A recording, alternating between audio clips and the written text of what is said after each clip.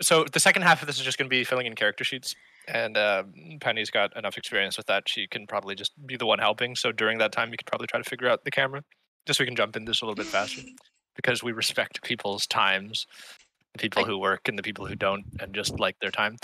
Anyway. Shout outs to My Dearest Divine, twitch.tv/My Dearest Divine. Run over, give her a follow. She's almost at that 50 mark. We can get the fancy little what's it called, icons and whatever, and channel points and shit. Can you do the chat comments, because I cannot reach to the other thing? Oh, I'll go do it. I can try. What is it? Exclamation SO and your name. Oh, I'm so smart. Oh, I'm so smart. You guys are all so good at streaming. 3 months longer than you. Oh no, don't say that. Hang on. I at least have my maps now. Second shout out is to somebody who will never see this. Bob World Builder on YouTube. Great fucking channel, hilarious. But I ripped a session 0 checklist from his Patreon, because just so that I don't forget anything for myself. Dude's pretty funny.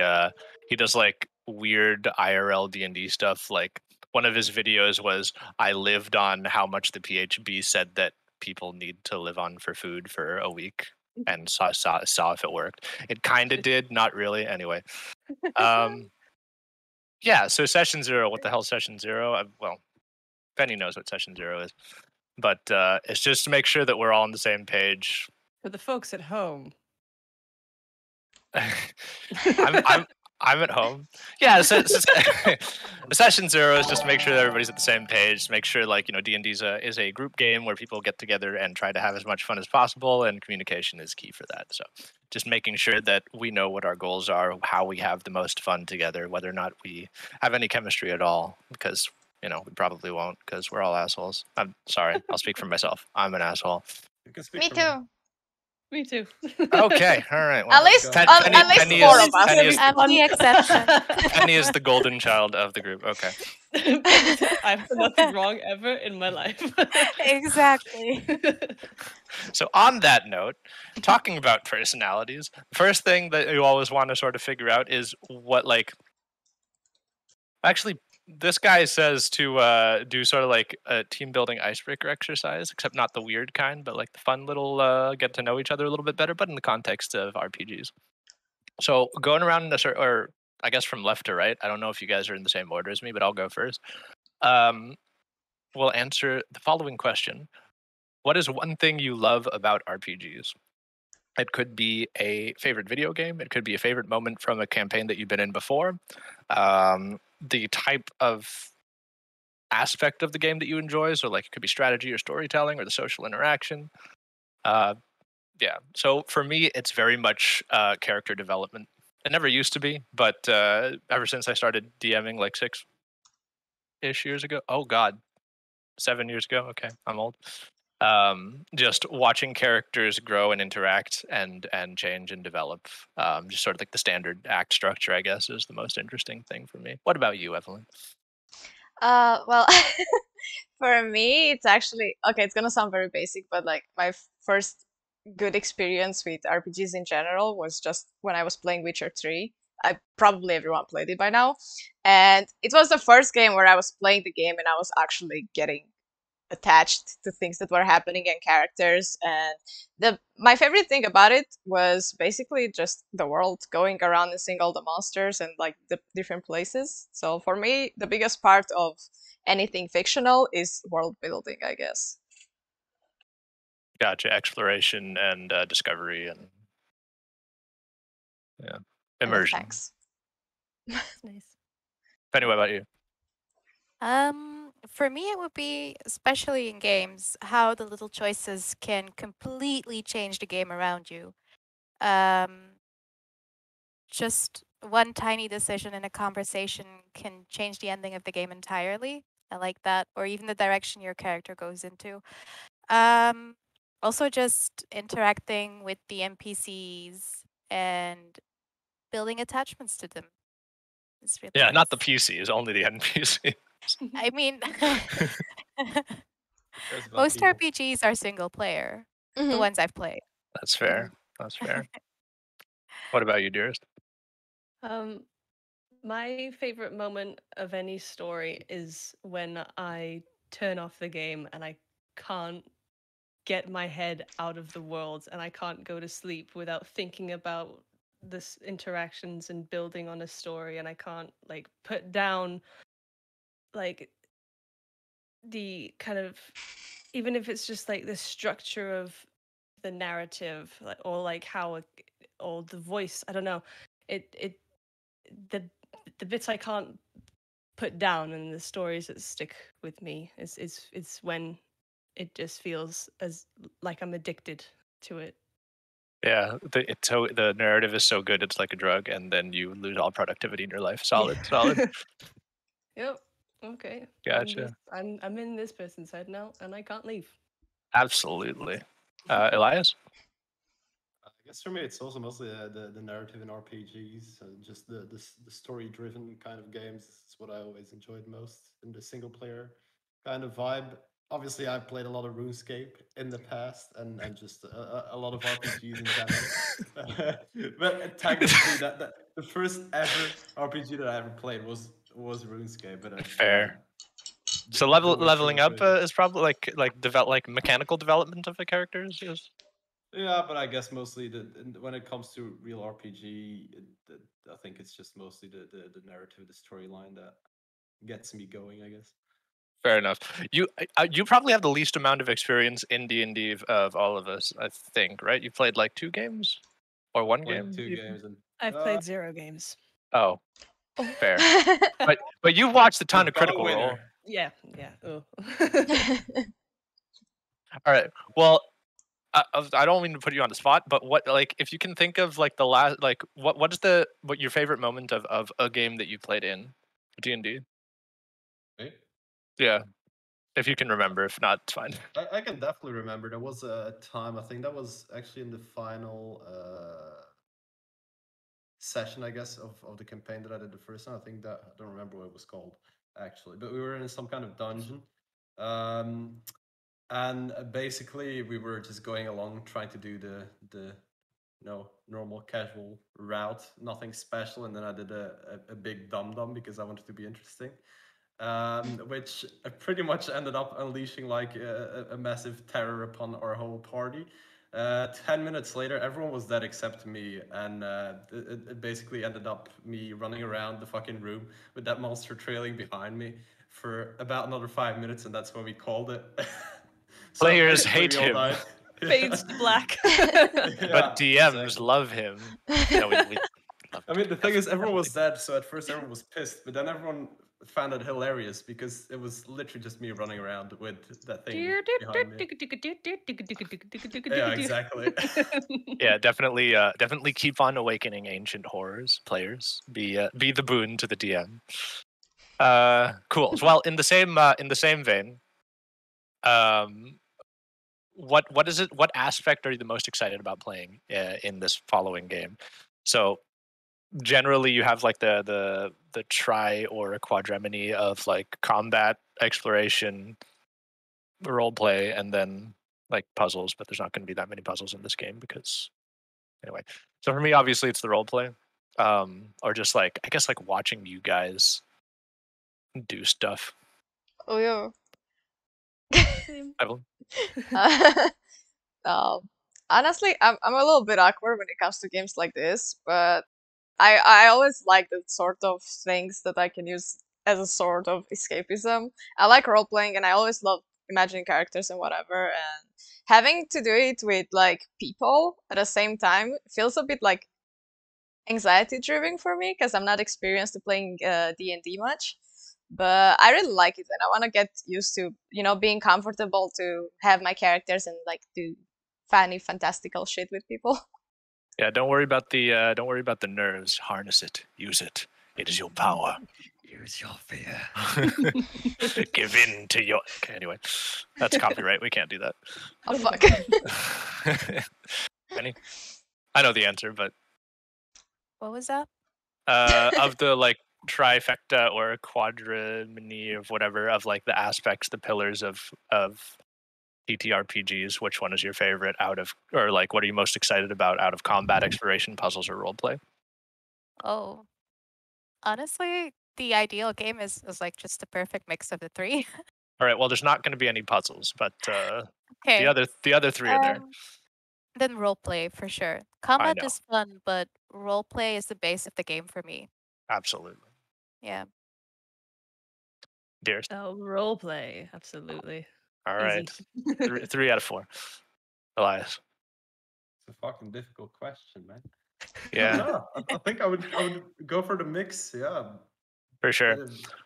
Yeah. And so sort of depending on what you like focus on more. Like obviously it's not like you just only want that one thing, but if you know which of those things that everybody sort of likes the most or most people like the most, you sort of focus more on that when you do everything else. So like if 3 out of 4 or 4 out of 5, I guess, really enjoy the role play aspect of it. You can do that while in the combat. You can make it more role play heavy combat by doing more descriptive things. I will generally also, if you are very descriptive in combat, we're skipping ahead a little bit, but just to mention, if you're very creative and interesting with the way that you describe how you are doing your combat, I will generally give mechanical bonuses just because of rule of cool. Rule of cool, by the way, is yeah. Rule of cool, by the way, is that if you do something cool, even if it's not part of the rules, we just go with it anyway because it is cool, and therefore it is cool. Nice. Yeah. I will never trigger that. So true. Loser girlfriend. I love you. So last point for this little team building exercise. As a player, what is one strength that you bring to the group? It doesn't have to be like in game. It could be out of game too. You could be like the class clown. You could be like the person who brings snacks or whatever. That's not applicable here, but yeah. I mean, mine obviously is that I'm not a player, so that makes me superior to you in all ways. Except Said beauty. having fun. But anyway, no, I have a fuck ton of fun having fun as a DM. DM's great. Evelyn, what do you think? I guess my strength would be that, like, I guess I just have this in every game. No matter what I'm playing, I always try very hard to, like, be useful for everybody else. Sometimes at my own fault. So, like, I would really try to focus on, like, making sure everyone's, like, having a good time and, like, succeeding in whatever they're trying to do during the game. If I can help. That's good. Sort of spotlighting. That's something they'll touch on later, but like being respectful of another person's sort of scene and not trying to like butt in or something like that and be like, hey, what do you think of this? Go. Benny? For me, I think note taking will come in very handy. Yes. I take many notes and I try and keep them organized. Other than that, oof, that's kind of a difficult question though. Just hopefully trying to help create an environment that's welcoming where everyone feels like comfortable to play in. No judgment, that kind of For stuff. sure. The only Yeah. people you will be judged by is randoms who will immediately leave. So it's fine. That's okay. Those people don't matter. Hey, everyone matters. Oh. Oh. Well, there's the strength. Oh yeah. We're not even in game yet. All right, Dearest, what about you?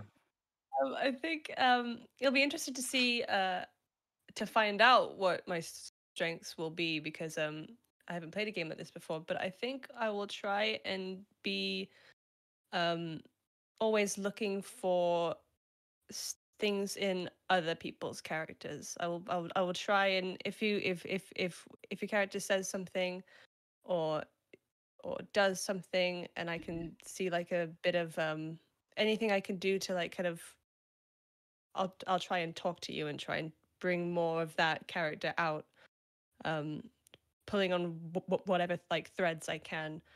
and I'll try and do that, and I'll try and be the person who can kind of, if we're try and keep things going. I'll try and spur us on. I'll try and help keep the story. I'll try and help keep the story's momentum up, I think. For sure. Story development, character development, sort of like facilitating the story to move forward. Cool. Penny is note taking.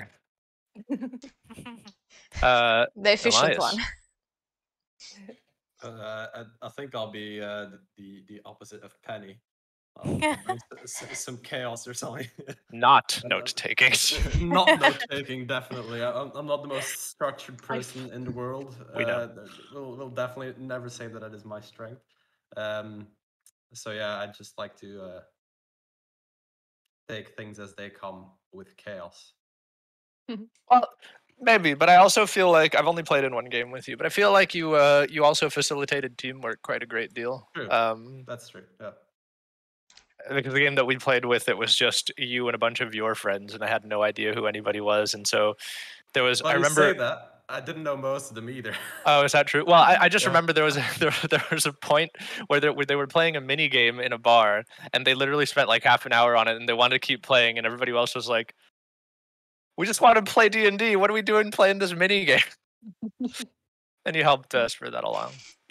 It's like puzzles in Resident Evil.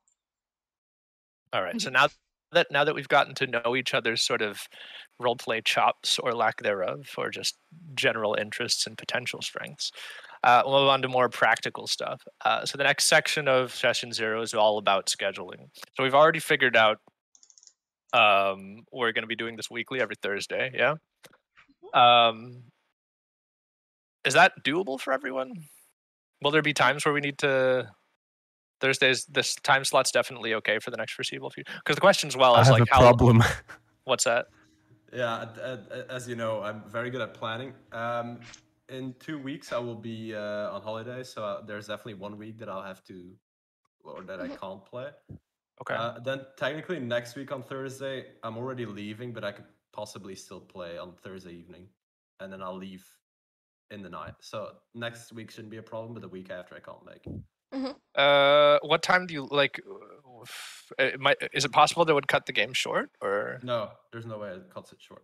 Okay, sweet, cool. So in that case, the 2 coming Thursdays from now, we'll have to skip 1 game, and then for the rest, we'll just be weekly. I might actually not be able to be there next week. I didn't know it was a weekly game. God. Oh no. I'm sorry. Is there any flexibility on that at all, or do we literally wait 3 weeks to play a game? I might try, but I'm not even sure if I'll have computer access. So, worst case, you guys start off without me. I'm or very something. curious. Are you going to be on a trip, or I'll just be gone. I'm out with the family. for like a period of time? So there's no chance we could switch it to like Wednesday or Friday for a one-off. Wednesday would actually work. I'm still here on Wednesday. Can we do next week Wednesday instead of Thursday, guys? For me, that would be better, even. I'm Evelyn? really sorry. No, it should be okay. That's I just what have to session change 0 it is again. for. Yeah. Yeah. Well, it's just an exception. So just make one exception. Okay, so glad we are doing session 0. Yeah. First session on Wednesday, and not the planned Thursday. and then the next session after that is 2 Thursdays away. Yeah, that's the 14th. No way, I'm lying. That's the 21st. Okay. And so depending on how smooth it goes or how much fun we're having, it could the game could either take longer or shorter. Generally, people are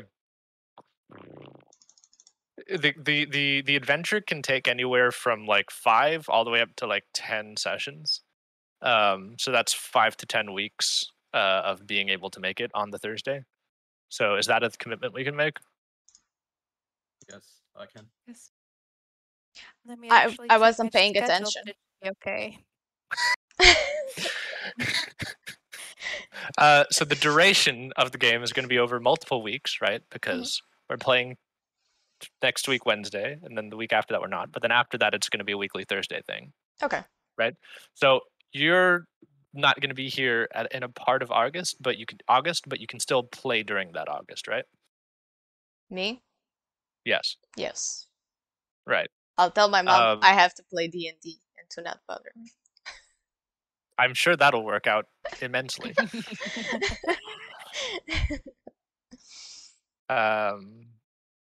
Yeah, so it's going to be anywhere between 5 to 10 weeks. It's very hard to say going into the game, especially when we don't know how long we'll take during sessions. But like fast players will take 5 weeks, slower players will take up to 10 weeks. So just So it's gonna be having 15. I don't think it'll be that bad. So can we set aside, I'd say like 8 weeks is probably pretty good. 2 months. Well, unless any of you are getting married, you can make it happen. Yeah, obviously if there's like a huge thing, like a funeral or a wedding or whatever, like. Oh, don't say No. funeral. That's a dirty word. Funerals are no valid excuse. Wow. Well, I mean, if you're a med student in Belgium, they're absolutely not. No. Okay, cool. I should be able to make it. The only thing that I will say is that it's possible that I might sometimes be like 20 minutes late. Just because you're getting back from work. Yeah, and I never know when I get back, but I should be able to make 8 usually. Yeah. Sure. Just make sure just make sure to figure it out as soon as possible so you can message us and give us a heads up. And tell the people to put a band-aid on it. Yeah. Put a band-aid on that bleeding stomach ulcer, okay? It should do at least a little bit of work. Hemoglobin's 2.8. That's not a big deal. Okay. Anyway. Cool. So the next question is the duration of the sessions.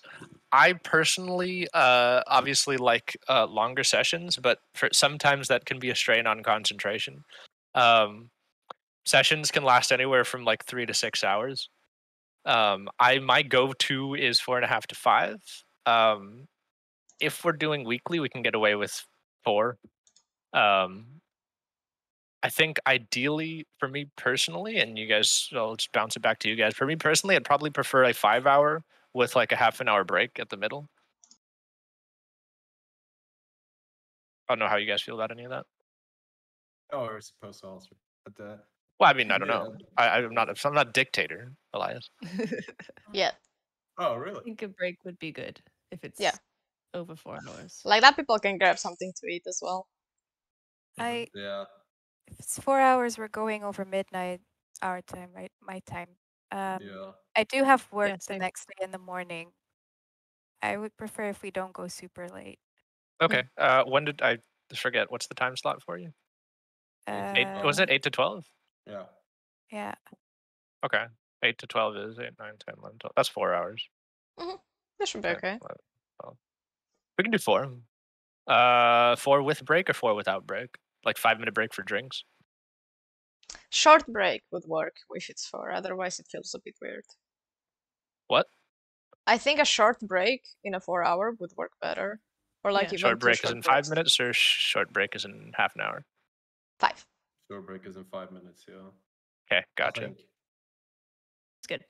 In half an hour, I'll just start playing some random thing and forget to come. Bro! You'll be in a RuneScape raid or something? I would not do that during D&D. Okay. Best you'd get is AFK woodcutting. I have to make sure that he's not playing RuneScape right now. Wow. Cool. Okay. Where to play? That's not relevant. We're deciding Roll20. Day and time, we got that. Okay. So if somebody hypothetically ends up being late, how long do we wait before we start? And in that scenario, what happens to that player character? I think 30 minutes would be like the maximum. Yeah, same.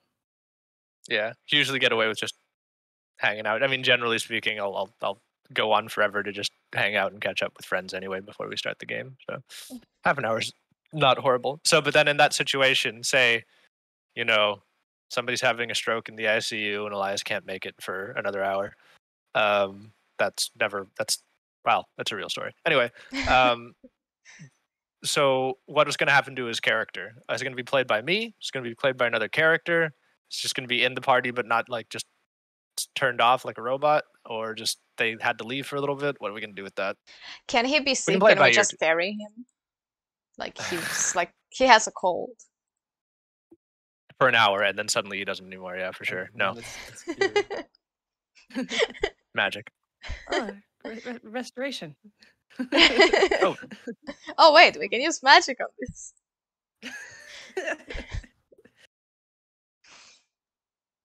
Mm.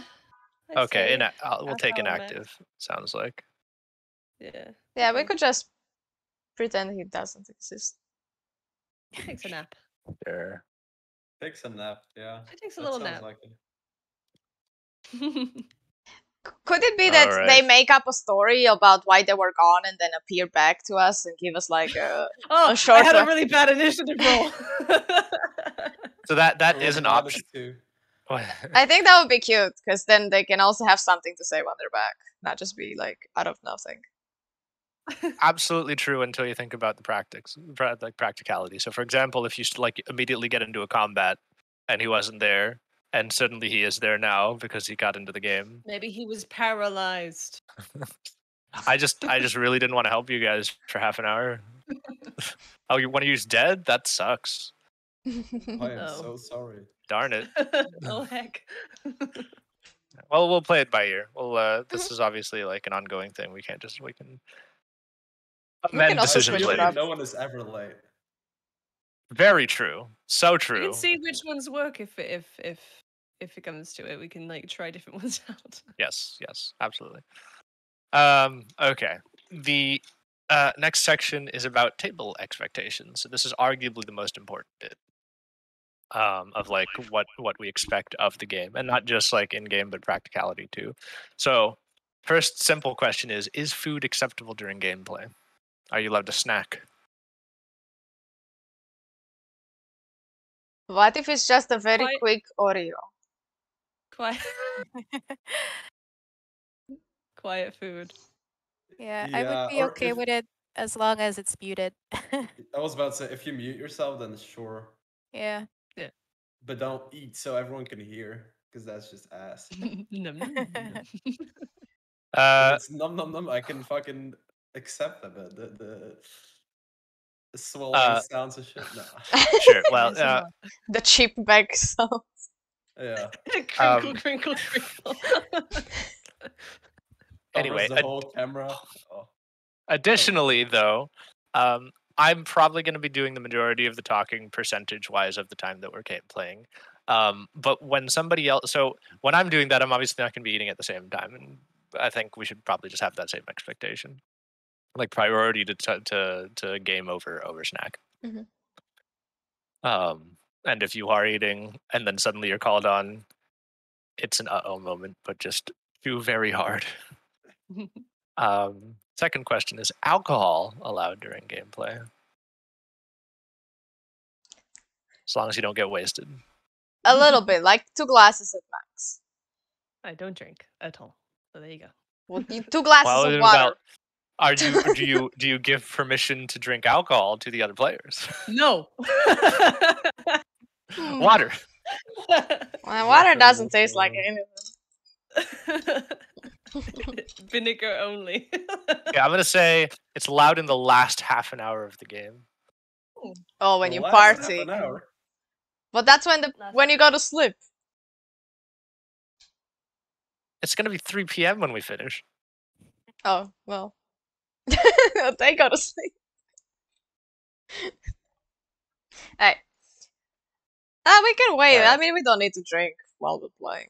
All right. I don't need a drink. I don't know if anyone wants to drink. I don't Oh, it's just fun sometimes, but next question.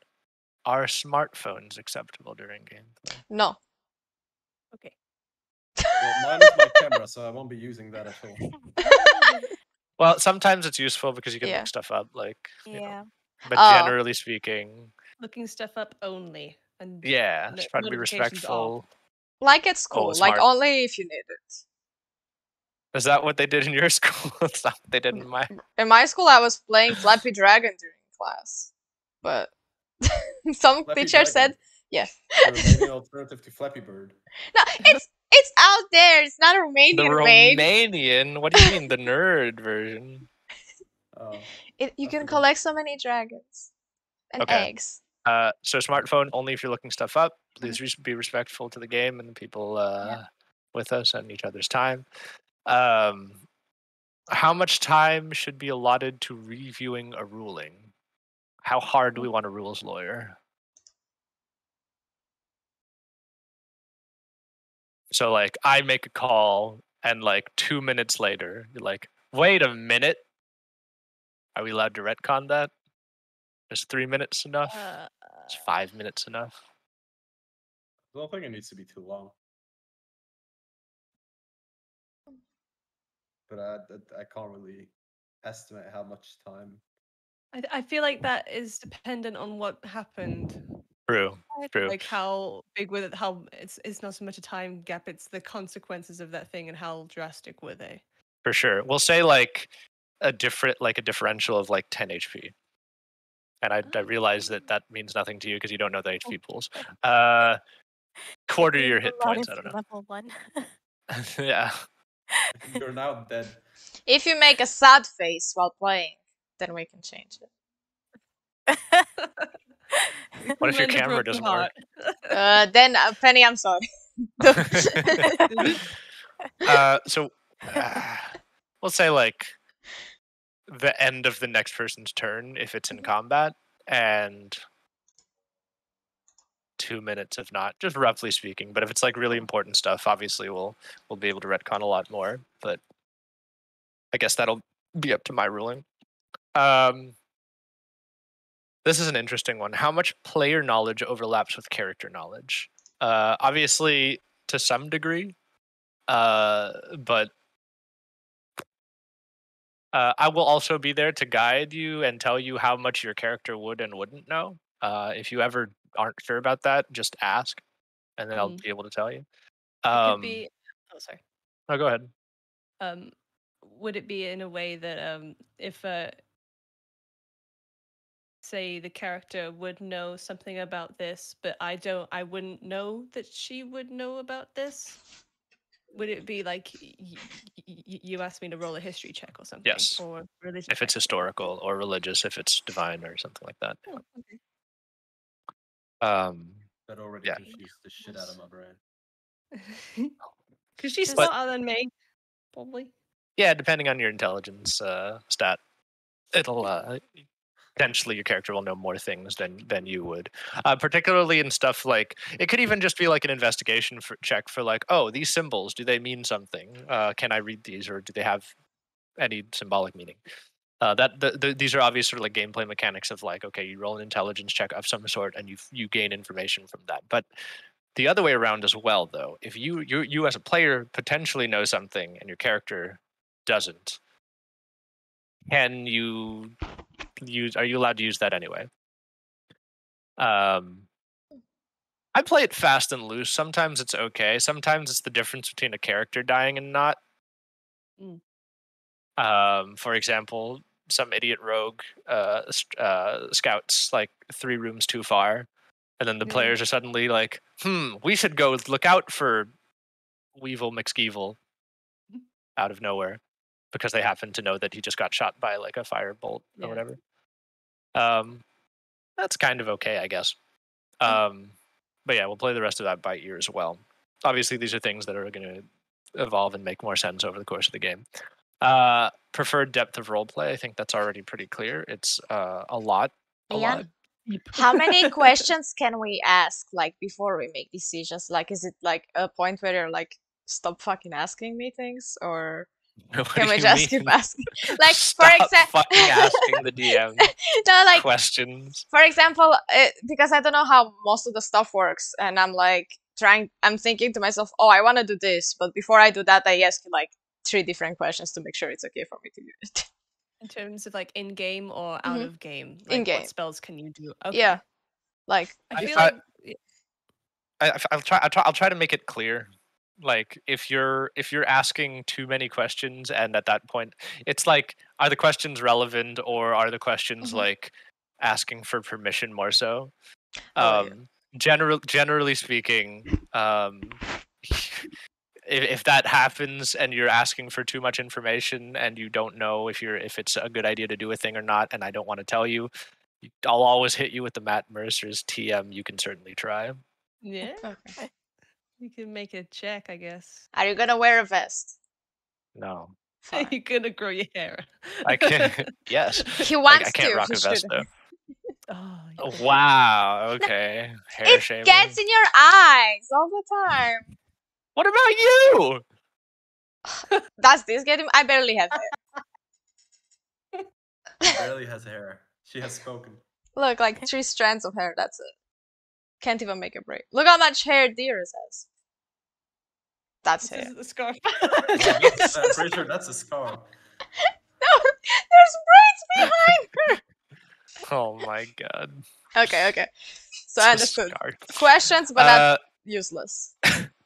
Permission to take like breaks from the game for like a minute to laugh at something. Permission I'll to give you breathe. 20 seconds and then Okay. straight back into character. Oh, how strict No. are we gonna be with like not breaking from character? Are we gonna go very like character only, or are we allowed to That- have like, hey Evelyn here, let me just ask you something real quick? That's the next question. Well done.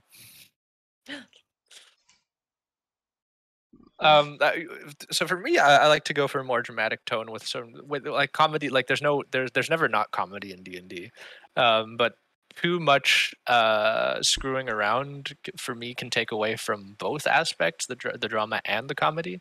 Just try not to do it too much. Try to stay in character as much as possible, unless there's very obviously something hilariously stupid that just happened. Then we can just sit around for a minute or two and discuss how horribly screwed you guys are. But other than that, Keep it organic. right. There we go. Boop. Is that okay? I just talked a bunch. Yeah, Is that okay? Is that accurate? Is that reflective? It sounds good. Great. Yeah, it does. Sweet. Yeah, something we touched on before is that try to make sure that, and obviously as you get into the game, it becomes a little bit more harder to keep track of because you're like in it. But making sure that everybody has roughly equal amount of spotlight time, give or take. Like if there's something relevant to that character, try not to steal anything away. Like if you're like a ranger and you try to make a really precise shot, don't try to fuck with it if it's a natural 20 or something like that. Anybody who understands that reference, it's okay. How much narrative control you guys have as players? I try to give as much as humanly possible. I will try to constrain that if you do something incredibly stupid, but that doesn't usually happen. Or if you're on the precipice of doing it, I'll try to make it pretty clear because sometimes you just don't know. Is that something you guys are okay with? I know Penny loves that aspect. Yeah. Okay, cool. So I it have is a question. Yeah. For example, I don't know how being a DM works, but I assume that there's like things already like written of like when a combat happens or how it works or whatever. Can No, the adventurers story... don't write stuff down. What? No? Oh, okay. Yes, I- yes. He The answer is improvised yes. it on the spot, all of it. Everything is made up. What?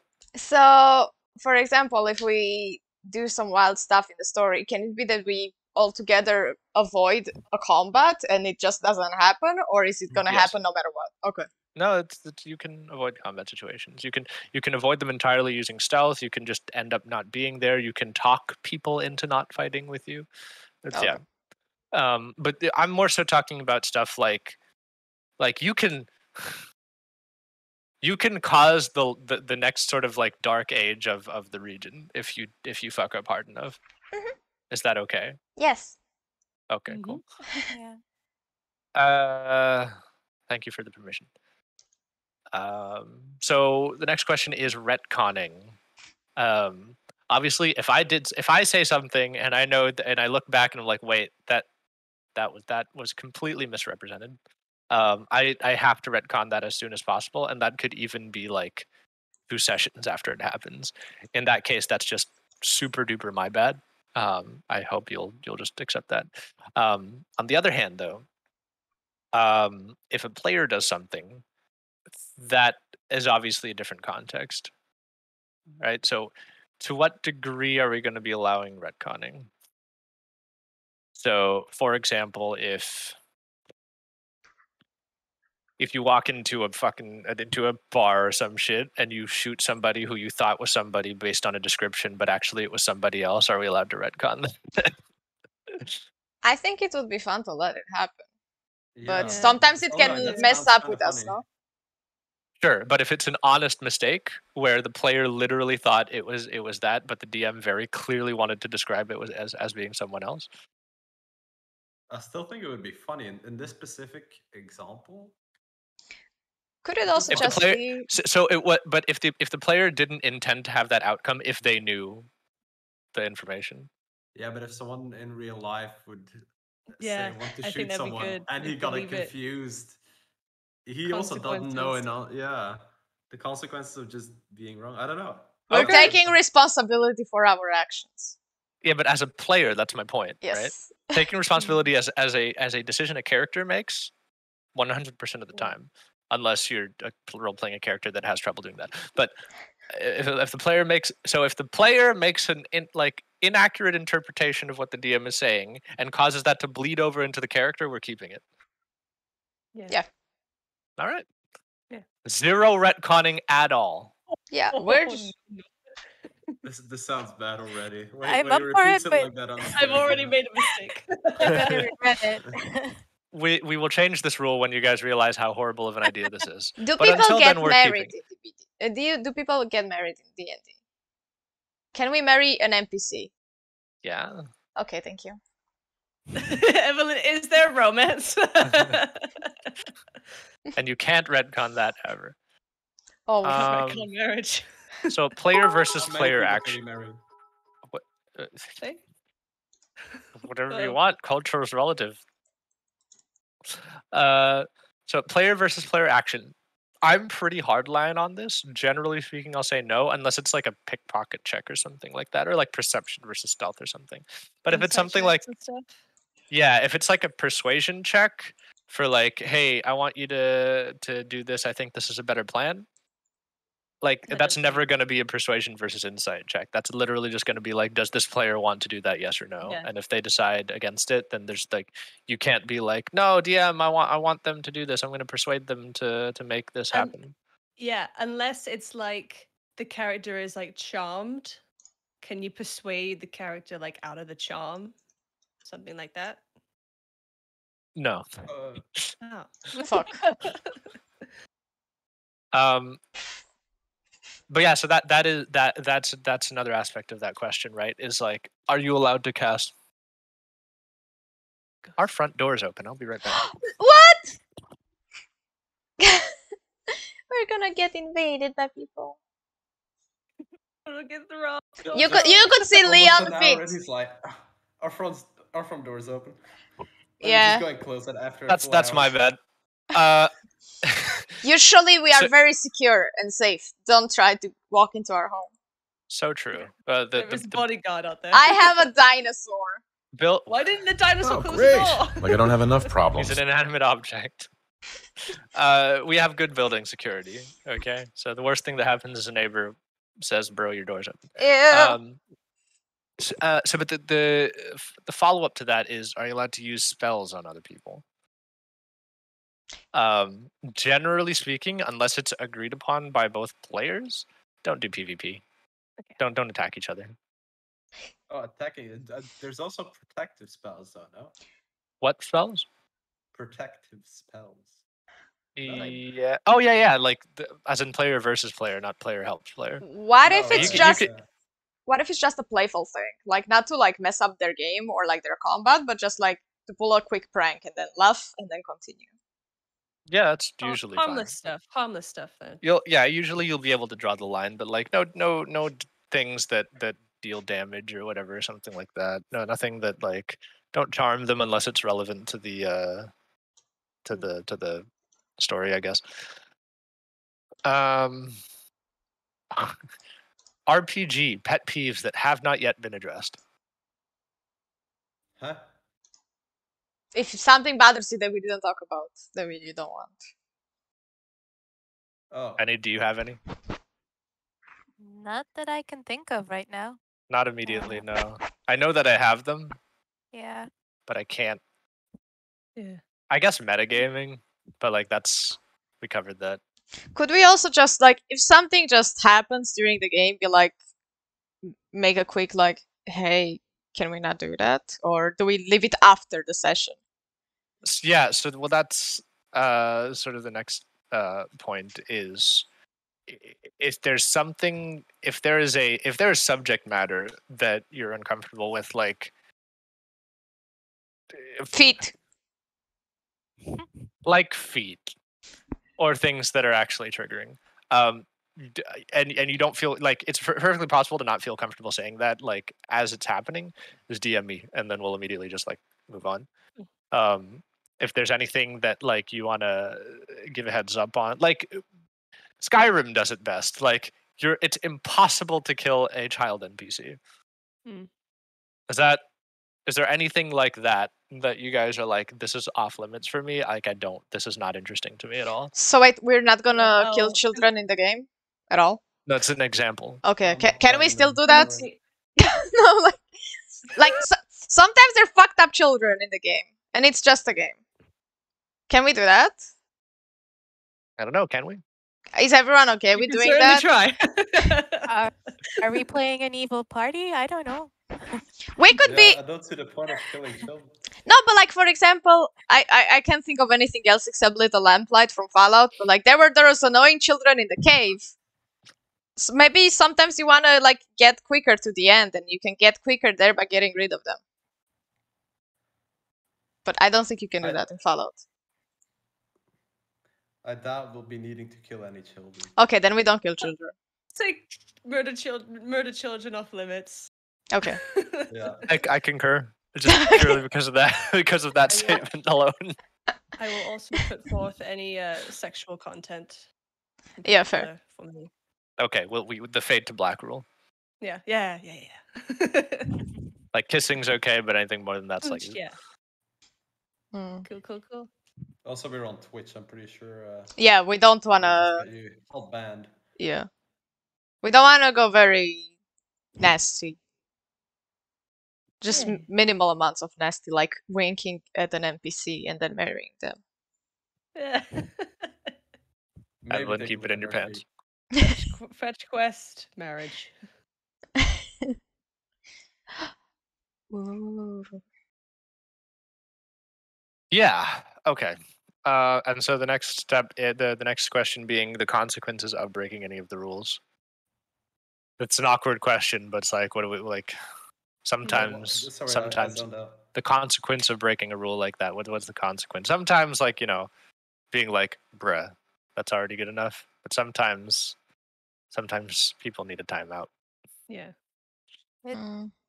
Can we punish the Depends on how character? many times. No. Okay. Depends on how many times we have to call them out, though. If it's Mhm. just a one-time thing, okay. Yeah, but of if it happens course. again and again, Yeah. Well, do we have like naughty jail? naughty jail. Oh no, I'm gonna get sent That there. sounds a bit sexual. not Evelyn gonna killed lie. a child. What do we do with Evelyn? Exactly. You're gonna be happy because we found the treasure faster. Okay, you can decide to punish me in some way. We'll do like Like- a phone lock mechanic. What's a Where it's phone like lock? five. It's like, well, if you lock yourself out of your phone, you can't try again for like a minute, and then 5 minutes, and then 10 minutes, and then an hour, and then Oh, I just grabbed a different eventually the campaign just dies. But phone. Okay. That wouldn't be ideal. Yeah, but at the end of the day, this is what you have to do, right? Could Like if could a character actually get slapped for doing bad things? Just a slap. what? Like, A can you slap? character? Yeah, can you slap the character of the player that does something bad? If so let's make one thing clear. If a Yeah. player does something that It's not the that character. warrants punishment, it is the player that gets the punishment, not Okay. the character, and vice versa. Okay, so even if you don't lose hit points or whatever, even then you can't do anything silly in the story about it. What? So like, even if it's not like losing points or like strength or any like trait or whatever, like no matter what, we can't like punish them in any way. Like not even like a silly thing you can say to the character. I'm not following completely. You mean like if a player does something that you don't like, you take it out on their character? No, like a unanimous decision. Like if they break a rule, like for something silly to happen to their character, but it doesn't like damage their health or stats in any way. What rule would that be? Oh, But also, fucking. it would have no effect. I think if you break a rule, yeah, that's what Leon said, right? It doesn't really matter whether you punish or you don't punish the character Okay. because it's the player that made the right. I think it'll make more sense if it actually happens and then Yeah. the Yeah, consequence is explicit. Once you do the bad thing, I will show you what the punishment looks like. I okay? won't do But just don't. anything. We'll find out. Jeez. It's gonna be Elias. It's definitely not gonna be me. He's a good boy most of the time. The next section, campaign framework. The setting is a predefined adventure, so we can't decide on that, but it's high fantasy in the Forgotten Realms, if anybody is wondering. The accessibility of magic is relatively high. It's quite easy to become a mage if you have access to a book and enough time and intelligence, I guess. The level of technology is pretty low because it's high fantasy. The primary environments, this is more informative for you guys than it is decision making. It's mostly going to be grassland, forest, and underground, and like a village. A lot of things happen in a village. The main themes are adventure. There's some intrigue, but none of it is political. There's a mystery aspect. Yeah, that's it. I don't think I missed anything there. Oh, The it's just what I major like. Perfect. The major threats are not anything huge because you guys are going to be. It's a introductory quest. You guys are levels 1 to 5.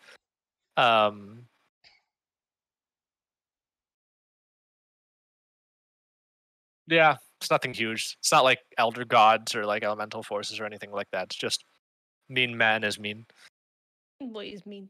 Cool. or mean woman, or mean monster. Roman monster. A rogue. So the nature of the adventure is quite linear. There's a point where it branches off, and don't get me wrong, the decisions that you make will still change outcomes, but the major plot points will remain the same. It's just whether or not you. I don't want to make a Mass Effect reference, but if you prefer blue, red, or green flavored space explosions, it'll be more detailed than that. You guys start at level 1. And so this last point I'm going to skip over for now because that is about how you guys are connected to the characters are connected to each other and the NPCs in the setting. So that's a backstory thing that we're going to get into afterwards. But for now, I want to. Oh, actually, the next section is all house rules, but I'm going to have to explain the regular rules to you guys first before we do house rules. So you know what? We'll just jump into the backstory stuff now. Okay. Who already has? I know that Evelyn and Dearest already basically have rough cut backstories complete. Some more rough than others. Some more complete than others. I assume that you guys aren't going to be doing that much changing up, or I like mine as is. so like if you wrote about an NPC in your backstory that's like, oh, this was my adoptive sister Mary. Very. Another player could be like, I could be Mary. Oh, I see. Okay. That kind of stuff. Okay, I guess it depends. Does anybody have an immediate preference to want to do that for sure, or to not want to do that at all? I have an adoptive father in the story. It would be cool if somebody could be an adoptive father, like playing him a little bit at some point. If we're gonna A do little any of bit that. at some point. Yeah, No, like this is about being the player character. Okay. Because I'm supposed to be separated from him.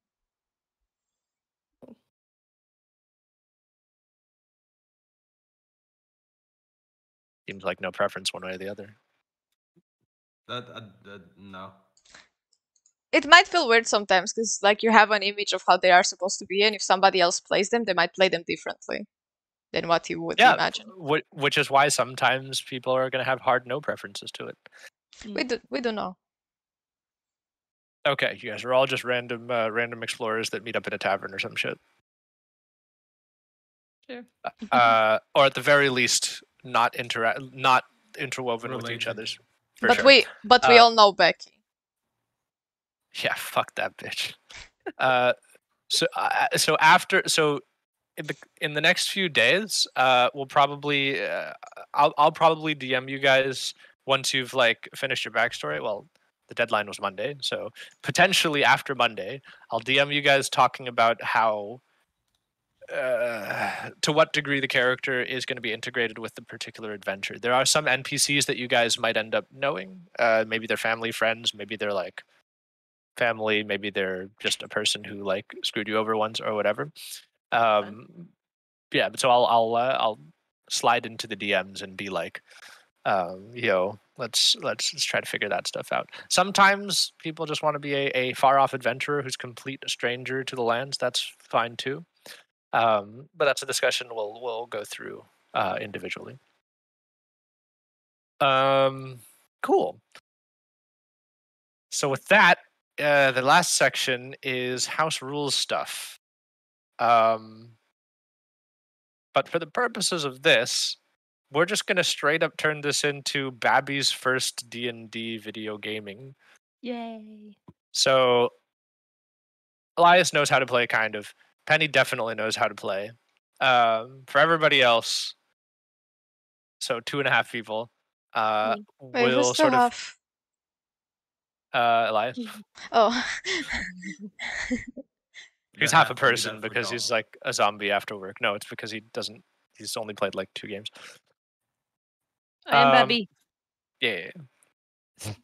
So we'll get into sort of how the rules work now, and we'll try to set up characters. Oh, actually, even before that, we can talk about classes.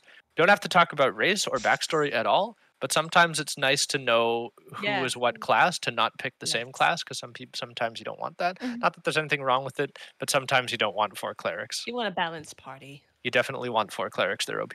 But if you don't, then you what? When you have 4 clerics, do like 3 of them just focus on like making one very strong, or do they just help each other? They're just OP, they do everything. Okay. But yeah. Unless you guys want to keep it secret, I know half of your classes. I'm okay with sharing it.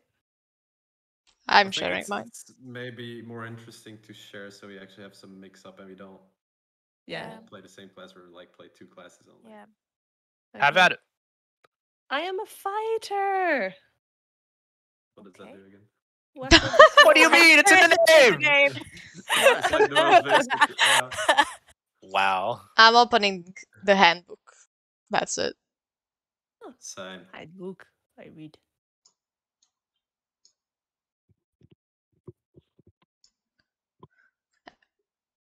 While you guys figure that out, I'm gonna grab a glass of water.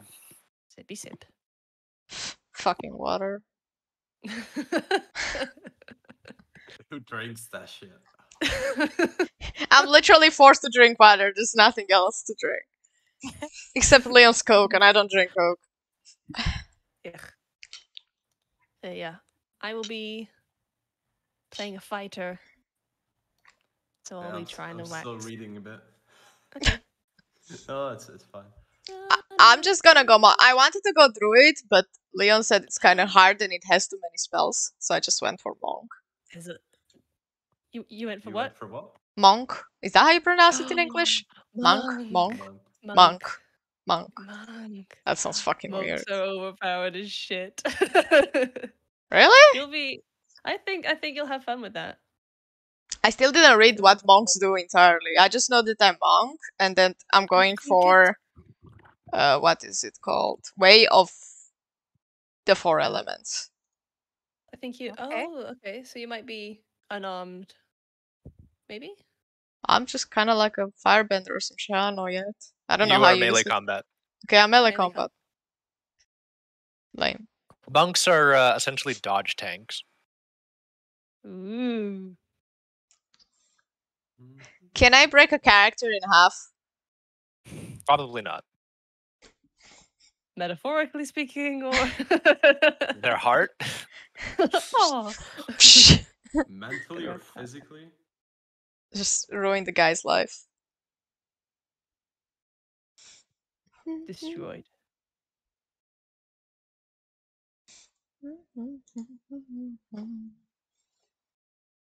But I have a question about my shit. Like, if I go with Way of the Four Elements, when can I actually use the elements? At level 3? So we're gonna do some homebrewing for that, you and me privately, because it's bad. It's the worst subclass. It's the worst piece of content in the handbook. So we need to buff that a little bit. So I'll Okay. just go through that privately. God damn it. Oh, it's okay. I like being against all odds. I think I know what kind of subclass I want to do as well, so I can kind of try and be, or I can try something else out, and if it doesn't work, I can still have the normal stuff at my disposal.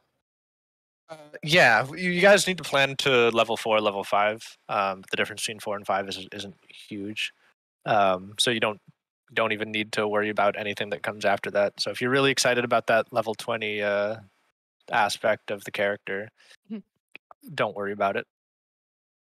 So we need to plan. Oh, play until level 4 or 5. Okay.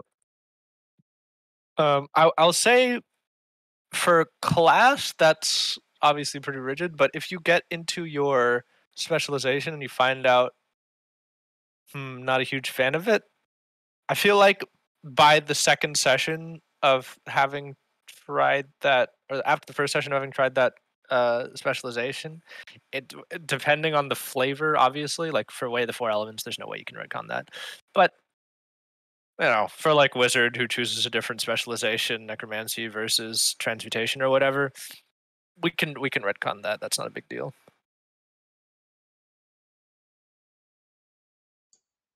Benny, do you have any idea what you were gonna play? No idea. Me? Benny. Yeah. No, actually, I kind of was expecting, because you guys are new to the game, I was expecting you all to go for mages, casters, and instead we have a very solid front line. So the character ideas I had are kind of, I'll adjust. New players should not play casters though. If Yeah. Warlocks and sorcerers are okay. Bards. But yeah, I don't know yet. I was initially planning to either go ranger or barbarian, but we'll see. I might switch it around. A I ranger was would be thinking cool. cleric or a wizard, but I'm not sure. You're always a Howie.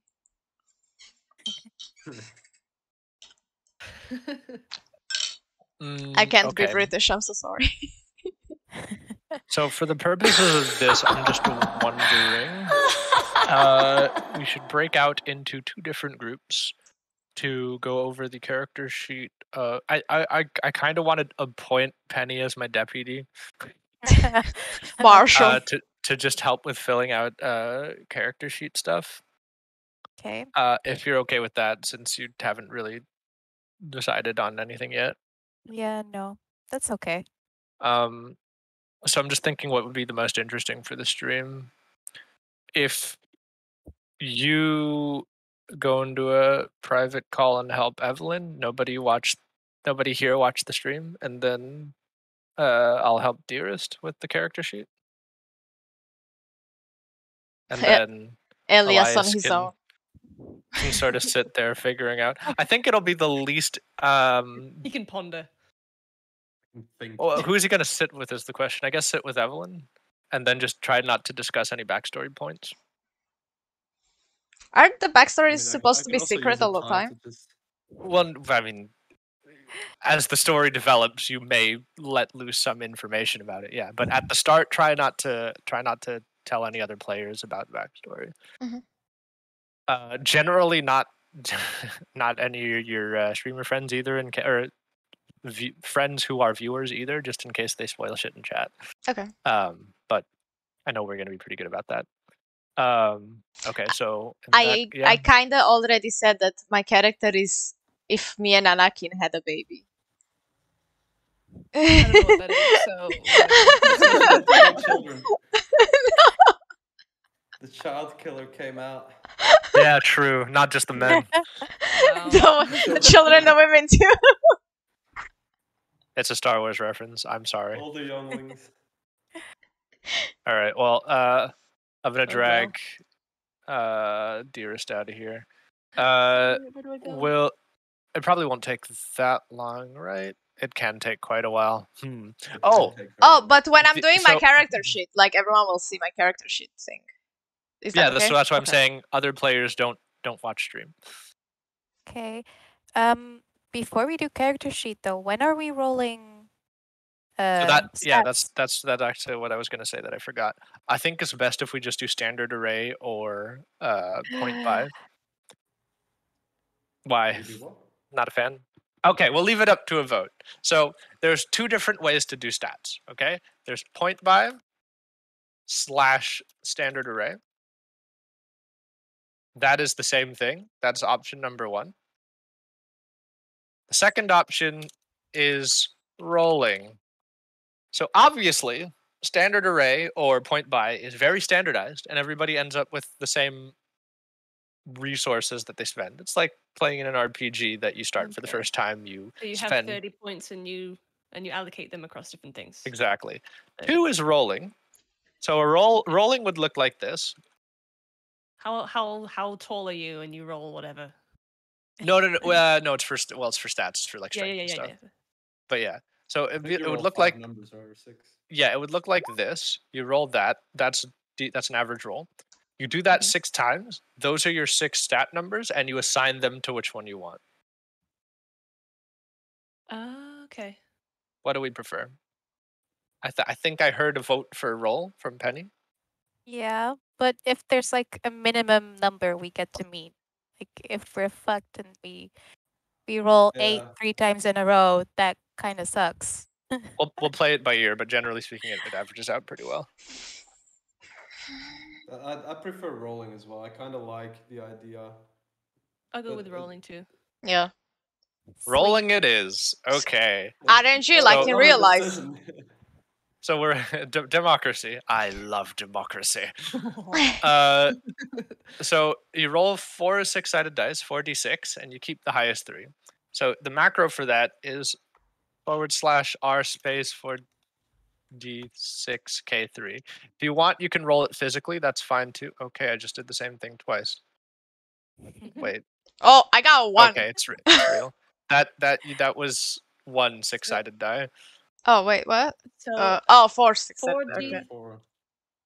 What's If you want, you can what? What's the 6k3? So the 4d6 means you're rolling 4 6-sided dice. The Okay. k3 at the end means you keep the highest 3. Okay. So you can do it physically with physical dice as well if you prefer, but this makes it so much easier. I will do it like that then. So if I get 12, I use 12 points in different parts, or do I No, roll no. more for everything? You roll 6 times. Okay. And is it in You the can order press- that they appear? Like strength? No, you can assign them. It used to be, but ever since Okay. episode 2, not anymore. Oh, shit! Oh, Good. God So you damn. guys, you can press the up key, the up arrow key, and then it selects your previous chat input. Okay. What do I do with that? So I allocate that across the. So you 6 write down. on the You write tile down. on the left. No, you write down 18 somewhere, and you do it 5 more times, and those are your 6 numbers. I'm Oh, gonna right. wait Yes. until you guys Okay. are done. Okay. Yeah, let's try not to. Let's me finish grab a drink. Evelyn's first. Sorry about that. No problem. Okay. So press the up arrow key, babe, and then you. Wait, what?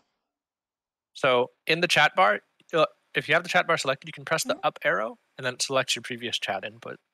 Oh, I just did copy paste every time. It's That's pretty fine fast. too.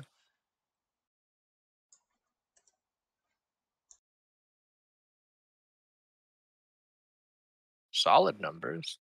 Nice. Need paper. One more. Let's hope we get 20 for charisma. It's 10. That's almost standard array, but slightly better. So write those numbers down, and then allocate them to which ones you want. And obviously, well, Penny will tell you, but the you already know which 2 stats are the most important for your class. All right, dearest, why don't you finish up your next 5? Okay.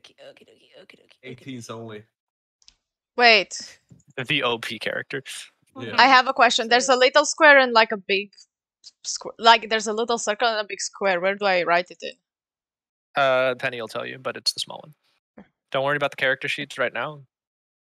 Penny will. Well, actually, you can already Damn. fuck off. Oh no, Penny still has to do it. Yeah. Okay, looking good. I want this kind of rolling. God damn. I know, right? Well, I'm waiting for the 3. Yeah. This is the all ones. 16. Oh my. Oh god. So is it 6 of the 6? Damn. 6 times total, so 2 more. Okay, 2 more. Okay, gotcha. All right. Okay. Okay. Under average. I mean, if that's your lowest, that's good. Mm, 12. Okay, cool. 12. Jesus Christ. That's what I call a very good character. Yeah. Mom. Okay. Okay. All right. Thank you very much. And so Thank since you, we're gods. yeah, true. Jeez. You're welcome. So yeah, why don't you guys go ahead and roll just so that you have the stats? So I guess Penny, you should go first. Just so that we have it all ready to go now while I'm here. See, there we go. Oh no. What? Holy crap! No, But that's not a that's roll. a typo. That's Oh. a typo. Okay. Okay, better. Average. Mm. Okay. Oh. No. Wow. Oh. Yeah, hey, How many do I have left? 1. One. Oh god. 20. Oh fuck. See, so this is what I meant. Hey, you asked to roll. No. Ooh. How do we Is that- rectify this? Can we make that it that if average it goes itself below out? 0? Can we make it that if it goes below 10, it's gonna just be 10? So we don't have anything No. below 10? Okay. No. You need to average it out somehow. Hmm. Well, that's That's a already good roll, averaged out. That's the thing. Wait. Oh, yeah, It's so true. average. Wait. Where's my calculator? What's the total? Calculator. It's a little bit under average. I think it's like average of 11 and a half or something like that. 36. I only get 46, 52, 67. Usually 50. in games we need 73 or above. So. Yeah, well, the average is 12 and a half. So. Oh, okay. Yeah, I guess just re-roll all of them. Okay. Okay. Oh no. 3, The 4. curse, dude. I know I'm horrible. Every character I roll, I get this stuff. And you keep Okay. asking for it. I know, but it's the fun part. I It's believe so that's fun. still under average. It's Yeah. still Okay, under do it average. again. I don't know what's wrong with your luck.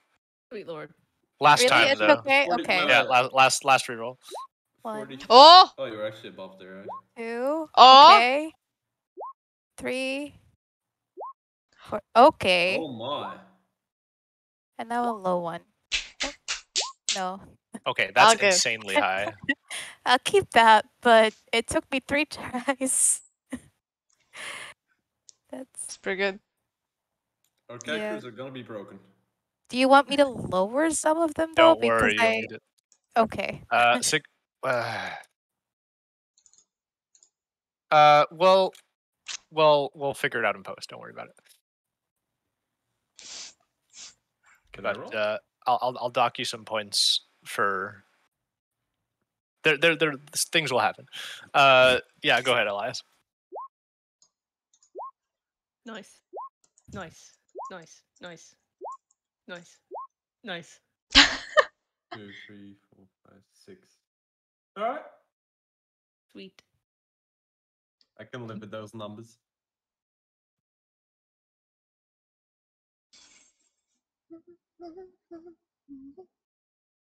Average is 12.3. If you want, you can reroll. Or you How can much keep do I it. have? 12.3 average. The average is 12. The average should be 12.5. So if you I'll want, you can reroll reroll, once. or you can. What? I'll reroll. Okay. Oh, That's better. that sounds pretty, or looks pretty. No, I think that's a bit over. No, that's above average for sure. Well, yeah, a bit over average, yeah. Never happened to me. 20, 30, 40, 50, 60. Oh, yeah, that's. Yeah, That's like and 85. we'll these numbers will be workshop. Don't worry about that. I have Yeah. a question. Can I also redo mine? Can you what? Can I redo mine? Let me check. I had like 12, 10, 11, 13, 15, and 14. Oh, that's also under average, isn't it? Wait, hang on. It looked a I bit think small. that's You're small. exactly average. Small. Well, at borderline average? Hello? Oh, to be average. I think it's just under. Like It's exactly 1 point. 12 and a half. Oh yeah. I'm gonna say no, but we will workshop your numbers. Do not worry. I like to do Take trades. 1 point off of each. Yeah, true. Everything is just you're all nerfed. -1. You're all 8. Okay, cool. So now that we have the stats, I don't think did I miss anything, Penny? I don't HP, but we need to assign stats for that first. So Well, we also need to assign classes for that. So. Okay, we'll break out. This probably won't take more than fighter's really simple. So me and Dearest will be back in half an hour. Yay. What? But Bye bye. So what do we do? we I do think the sheets. yes, Thingamabs. character sheets. Okay, so I'm stuck being fucking average. Fuck me. No, he will change the numbers. Okay. Yeah. So He then, will make some of your good ones or important ones a bit better, and then the ones that are less important will be worse. but So how do I make a character sheet? oh, it's You already should have there. one assigned. Like Yeah. there's a journal. Like after the chat tab, there's a journal, and then you can see your characters. You have Leah. You can like Leah? Oh, you can you can change the name and upload pictures and stuff. Oh, I can 'Cause, like, change the name? Okay. Yeah, mine is Okay. this. Serena. Serena. Beautiful girl. I would date her. Wait, use the character master, create an NPC character master? I Just guess? edit Don't it use that. directly. Oh Yeah. shit. I chose the wrong one. I think you should be able to ask Leon to fix it. Just instantly clicks it. I have a question though. Okay. Yeah. It shows race and sub race. If I'm just a human, what's a sub race for human? Can be a standard human or a variant human. It doesn't change much except for the extras you get given. Standard. If you're a standard human, you get a +1 to each of your stats. If you're a variant human, I don't know it by heart, but I think you get a +2 to one stat and you get a free feat at level 1, but I'll double check just to be sure. And for a subclass, if I'm a monk and I want to do wear the 4 elements, is wear the 4 elements the subclass? Yes. That's long. Yeah. I'll be back in a second. I need to go get my player's handbook. Okay. Oh, you had a physical. Let's fucking go. The cool The actual cool book. You don't have to open Microsoft Edge and look at the table of contents. Already forgot my numbers. I'm stupid.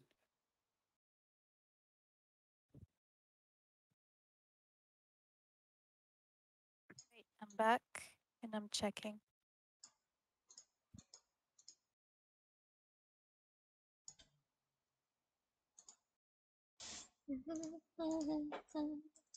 Okay, so as a variant human, 2 different ability scores go up. 1, you gain proficiency in a skill of choice, and you gain 1 feat. Like a feature, a special thing your character can do. Wait, hold on. What did you say? I spaced out.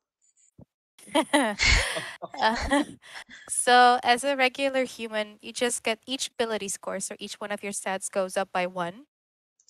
If you are a variant human, 2 of your stats go up by 1, but you also get a free proficiency and a free feat at level 1. What like does a variant feature. actually mean? Like if I'm half human? No, it's just human, but different. You're still Outcast. just human. So if I go standard, right now I add +1 to the things I rolled already? To Yeah, all of them? to all of them. Fuck yeah. Above average.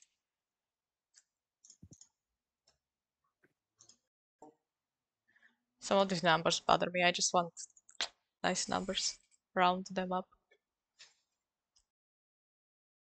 Okay, and do we touch stuff like the speed, armor class, or whatever? Do we touch anything in the middle, or do we go on other sides to complete more?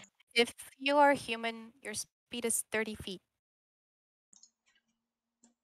30. Mm-hmm. Okay.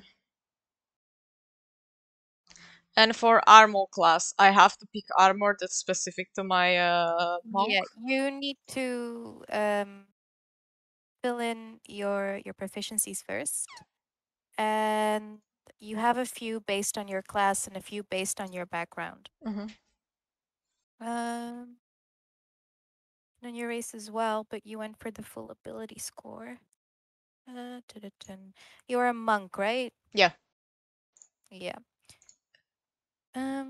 Let me find the correct page. For armor, it says zero, like none for proficiencies. So I just leave the armor as it is on the page, or Yeah, if you don't have proficiencies in armor, you don't check anything. So for skills from your class, you get to pick 2 from acrobatics, athletics, history, insight, religion, and stealth. okay. Wait, where do you see that? Under what part of the page? It's under class features. Mm-hmm. Do you have the player's handbook open? Yeah, yeah. Yeah, so page 77. Under class features, you have hit points and then Okay, yeah. proficiencies. Skills. And then, Choose 2 from acrobatics. yeah. Okay, I see. I'm blind. Uh, What would be more useful, to be honest, in an actual game? Am I ever gonna that make point of religion and history? that depends on if Possibly. you want to play a monk that knows that kind of stuff. My monk's kind of a bitch, so she shouldn't know too much stuff. I think athletics and acrobatics would fit her best. Is it good to have them together, or should I just pick one over the other? And just add stealth or whatever. I think that also depends on what character you want to play. In which way though? Like based on her personality or like her story? What is she like? She's a stubborn and impatient person who was trained for like her whole life, and she's still impatient because she wants to get like better at everything. Yeah, but how do you see it? Do you think she would be better at? I think she would be good Possibly at anything. acrobatics, like how I see her. But I don't know if I want to go for stealth. But it might be useful. And it Stealth is also good if might you be. want to be sneaky. I'll just take acrobatics and stealth. But if I write them, You just click the little box. I don't see. Oh fuck yes, acrobatics and Stealth. Okay.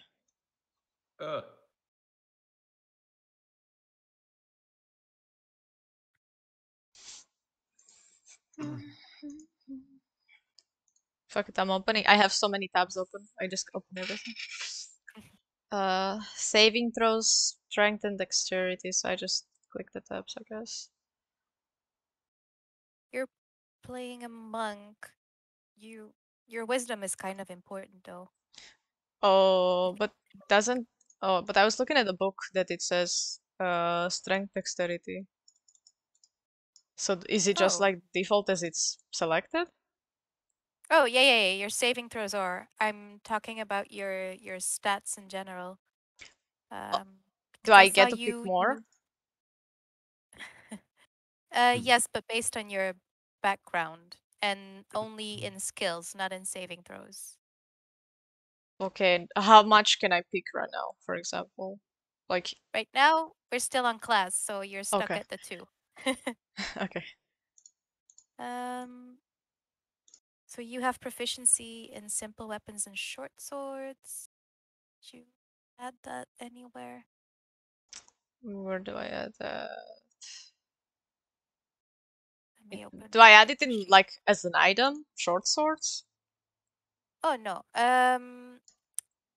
Below the list of skills, you have like your passive wisdom. Then you have tool proficiencies and custom skills. And then below that, you have other proficiencies in languages. Yeah. I think you should be able to add it as, oh God. As If tool? you go, yeah, I think as tool, but let me try something. Simple weapons. Okay, so if you go on the right tab, kind of next to your journal where you have your character sheet, you have a little button that says compendium, like the little eye on it. Wait, where? Wait, where that? Yeah, the little eye next to your character sheet button. No, on the top right of Aha! the. I don't know the English word for it. Yeah, the little eye. Oh No, shit. up, up, up. Oh, don't you see? Oh, you see with the delay, yes. So do I go to the You can just type in simple weapons in the search bar there. If you scroll back up. simple weapons? Oh shit. And then you can drag it into your character sheet and it will automatically add it. Oh, what the fuck's all shit?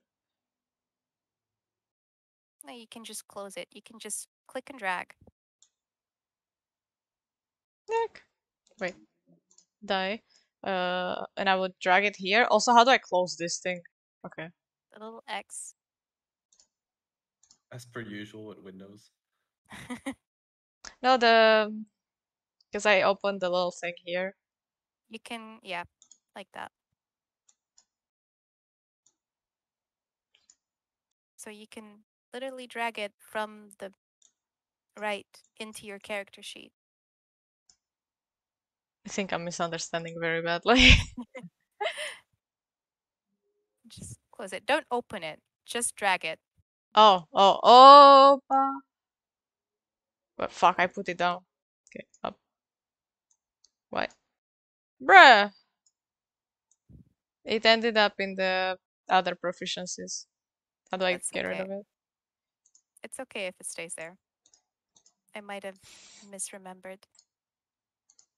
Haha, I got rid of it. I found out. Okay. Yep. And you can add short swords as well. Why does as it a always go proficiency. down? Are the weapons not tools? It just automatically adds it. Okay. Yeah. I Uh, think it's meant to go there.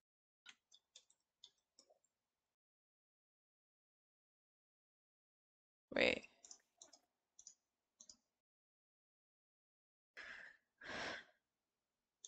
And do I just manually write short swords? No? Should find it. And maybe just short sword.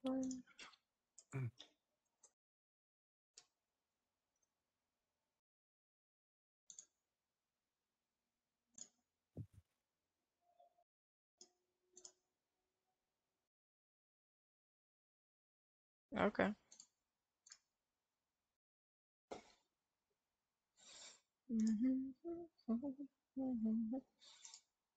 This website is so weird. It looks borderline new, but borderline from 10,000 years ago. It's from 10,000 years ago. That's pretty accurate, yeah. Tools. Choose one type of artisan tools or one musical instrument. Oh, what the fuck? Artisan tools. Oh, fuck. Musical. Is there like a limit of what instruments are we using, like that exist in the world and don't exist? Like, There shouldn't be, but you might want to double check with Leon since he's the DM. what's a classic fantasy instrument? I think the go-to one is the lute. The lute. I'll add the lute. Fuck it. That should appear in tools, right? Yeah. Yeah. Lute.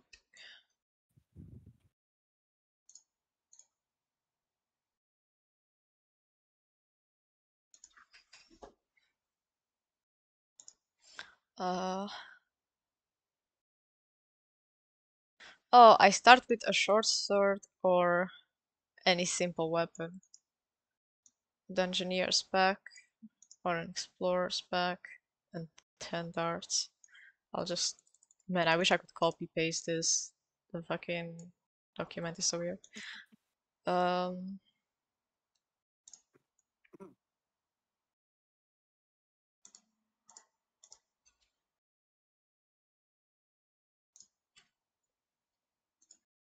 Oh shit.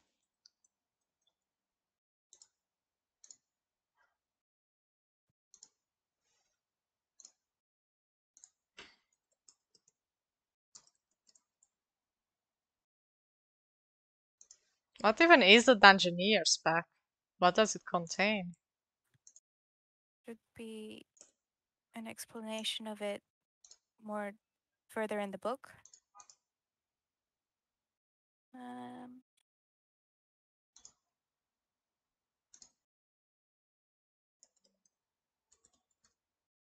Are there any simple weapons that are cool? there's also a list of weapons, I believe. So you have an overview of the weapons on page 149. 149. And then you have an overview of everything that's in the different packs on page 151. Thank you. You're Oh, welcome. there's food higher if I scroll. Oh my god. Is everything okay with you, Elias? Yeah, I've done this before, so Okay. I know a little bit of how it works.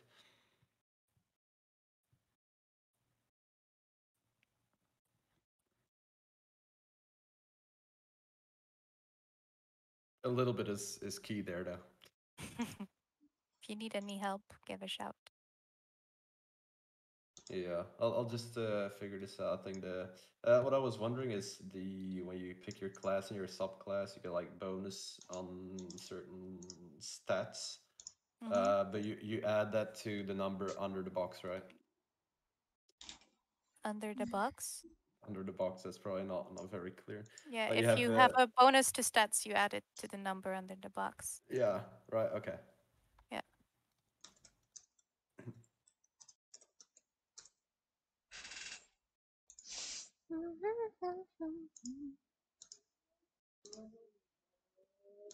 Alright.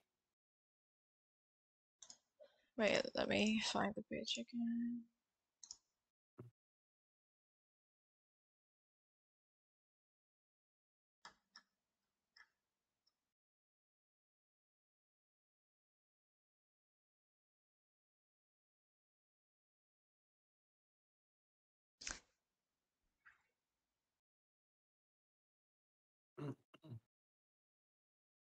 It says hit points at first level, 8 plus your constitution modifier. What's my constitution modifier? So if you scroll up towards your stat list, you will see one that says con. That's constitution. So for you, that's a 14 and a 2. The 2 is your modifier. So it would be 8 plus 14, 22? No, 8 plus Oh, 2. 8 plus 2. oh 8 plus The 2, 2 so is your 10. modifier. Yeah. Okay. And where do I put that? Like at hit point maximum? Yeah. All I got is 10? Mm-hmm. I'm gonna That's die. a lot to start with. Okay. So it's good. It sounded bad because, like, at some point, like, I played a single one shot in my life, and the dragon dealt 20 damage after I hit a d20, like, to protect myself against it. No, it dealt 15 instead of 20. That's what it did. So it dealt more than this life.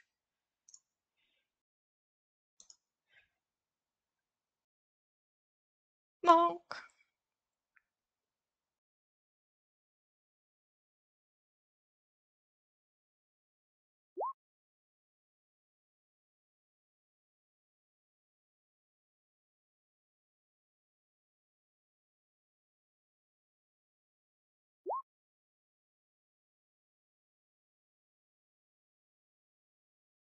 What is your AC?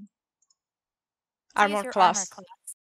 Yeah. Equals 10 plus your dexterity modifier plus your wisdom modifier. Yes. That's why you want your wisdom to be good as well. I didn't select anything for wisdom yet.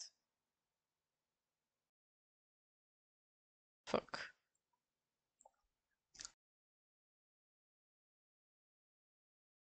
No. So your wisdom modifier, so your stats are on the very left of your character sheet.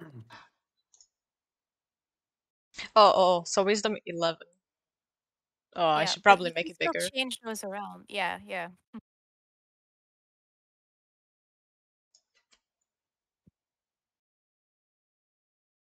I think 14 is enough.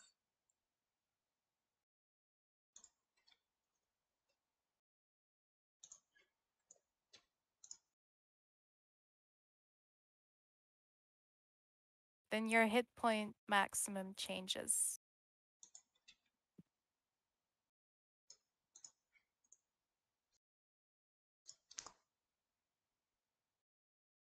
Oh, fuck. Okay. So my hit point, I already don't remember what it was. Now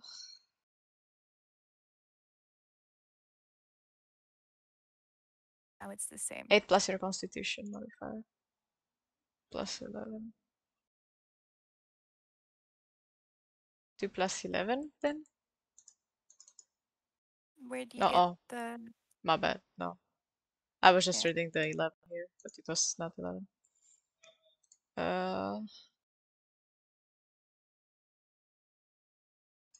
Wait. Choose entrance.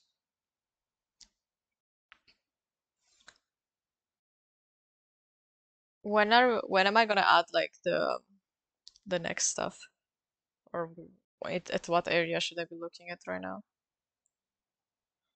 Um, you mean for character things you can do? Or Like you on the mean page right now? background extra proficiencies? And when you say background, what am I supposed to add to it? Like just the story, like because I got a story, but I don't know how that affects the skills. Oh no, we're not adding story yet, but you get to pick like a standard background that kind of fits with your backstory. And Okay. then based on that background, you get additional pluses, all in the book as well.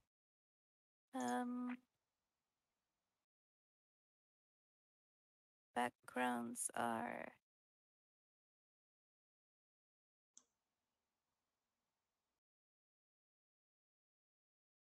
Yeah. Page 125 onwards. 25 125. onwards. Starts at 26, really. Hermit. Oh lol. Is one of the options. Noble outlier.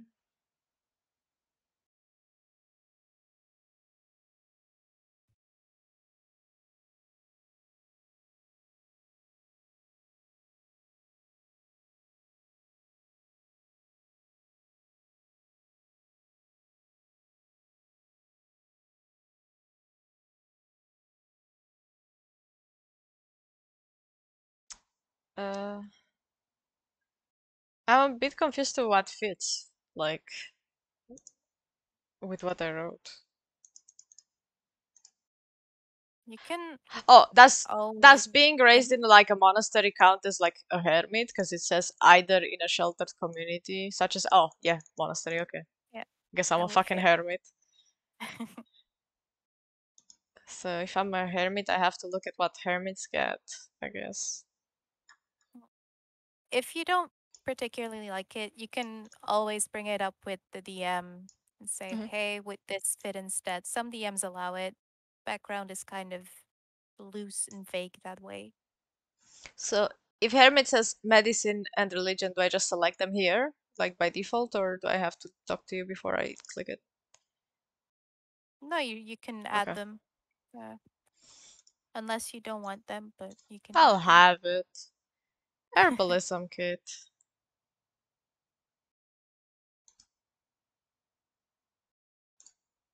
Wait, if it says that I have proficiency on herbalism kit, does that mean that I start with one or just that I'm good with it? That you're good with it. So I don't have one. Okay. Languages. One of your choice. Does that stack on top of what the monks already speak? So do Yeah, Okay.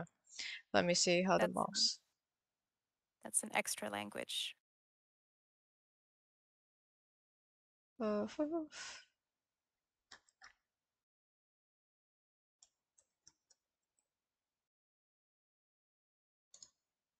I did the mistake of pressing Control F and typing language. There's like 100 fucking responses for that. Um,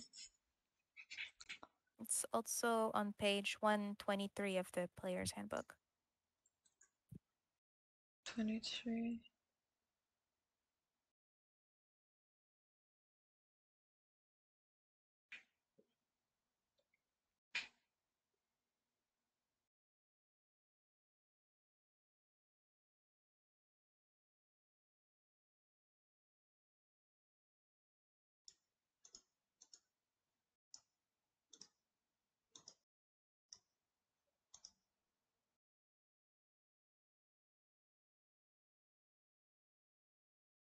I have a question. If the character is supposed to not be like the nicest, is that can that be like made in a way that people can tell that it's the character and not me just being a mean player or not liking someone? Like how does that work? Yeah. You're mean, we all know. Like there is an option I have trouble trusting in my allies. So if I don't trust you, like will you be able to like tell that it's the character thing or do I have to make it obvious somehow else? No, I think if we're role playing, everyone will assume you're just playing your character. Okay. Kind of requires a little bit of trust on the player side, but we're all good here. I already went for flaws. 'Cause I just saw that and I was like, oh, shiny thing. I'm gonna use this. Bonds.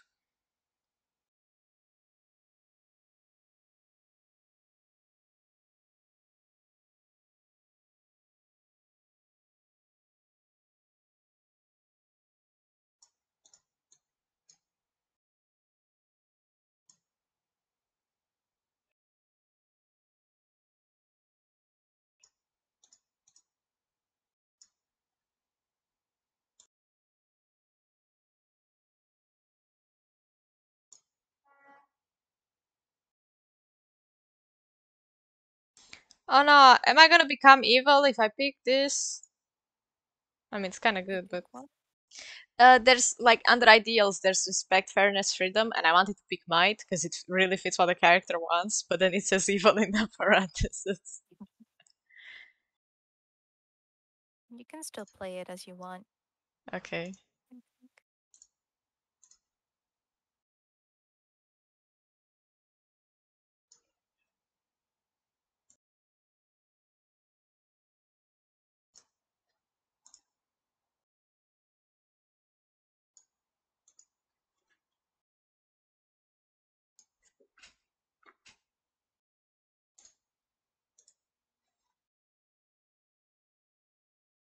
And you can have multiple ideals and flows at the same time, right? Yeah, I believe so. I think if you like a minimum of one of each, except for personality traits, it's like a minimum of two. But I've always played it. All my character sheets have like 4 or 5 personality traits, and then like 2 ideals, uh, Oh, fuck. 100 flaws. You know.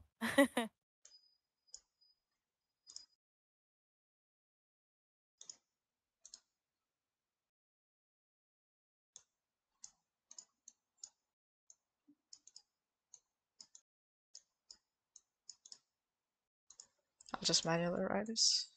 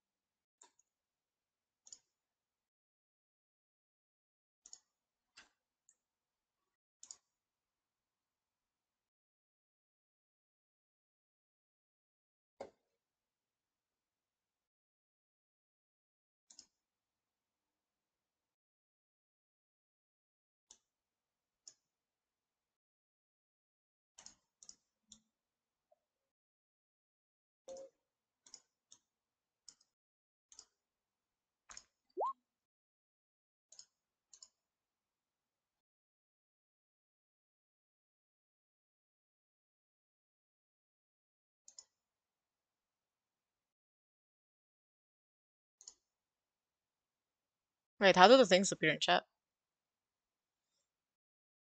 I think it's when you Accidentally click clicking on something. them. Yeah. Oh. Haha! I You did did it. it. I'm a do it. A lot more of them. I know.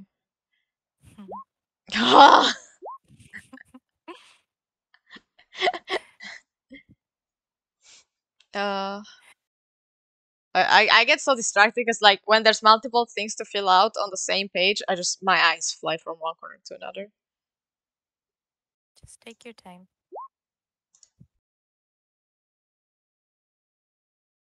Did we figure out your AC yet? I already forgot what it means. Um. So. Oh, what the fuck? Okay, so what was a armor class? Oh, okay, armor class. So. Okay,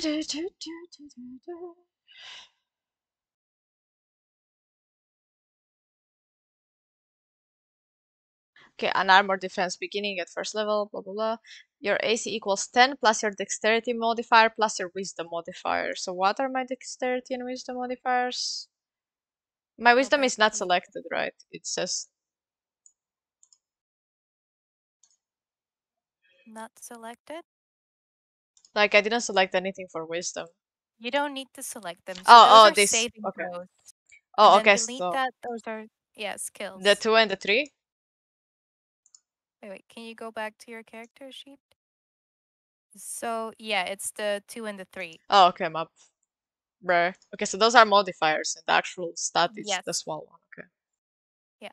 Bruh. Too many numbers. So 10 plus. Oh, so 15? Mm, Cool. It's pretty decent for a first level character. Initiative. Do I change that from 3 or is it always 3? Your initiative is your dexterity modifier. Oh, So a okay. 3. Speed, hit points. Temporary hit points. What does that mean? What does what mean? Temporary hit points. That's if you get a spell cast on you that gives you extra hit Mhm. points, those you just get them extra for a short while. Okay. And if you get hit, those are the first to go instead of your actual hit points. Okay.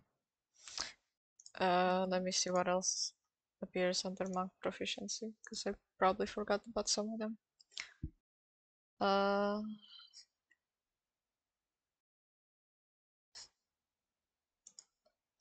Strength and dexterity are my saving throws, but I don't need to write that down anywhere, right? I just need to remember. You already have it written down. They are Yeah, clicked in the saving throw table. I don't see. That's what the top one is. Oh, okay, my bad. No, that's okay. Okay, and there's too many tabs open. I'm getting so distracted. Um, hmm, Equipment and armor defense. Martial arts. First level, your practice of martial arts gives you master combat.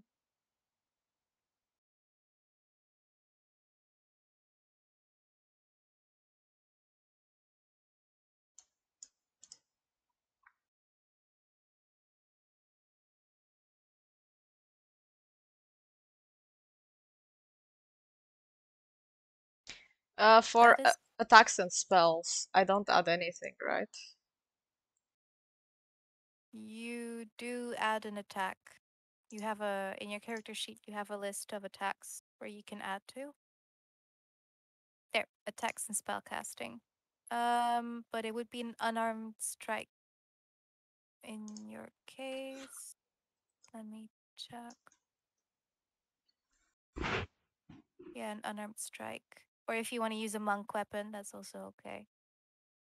No. Um, I don't think I start with anything other than like a short sword right now. hmm, And I'd rather fight unarmed than lame sword. you can actually drag the unarmed strike into your character sheet as well. Oh, Oh, it's a proficiency. Okay, that's not what we want. If you just click the plus, oh, there you go. It's there. Unarmed strike. Put your yo. It doesn't want to.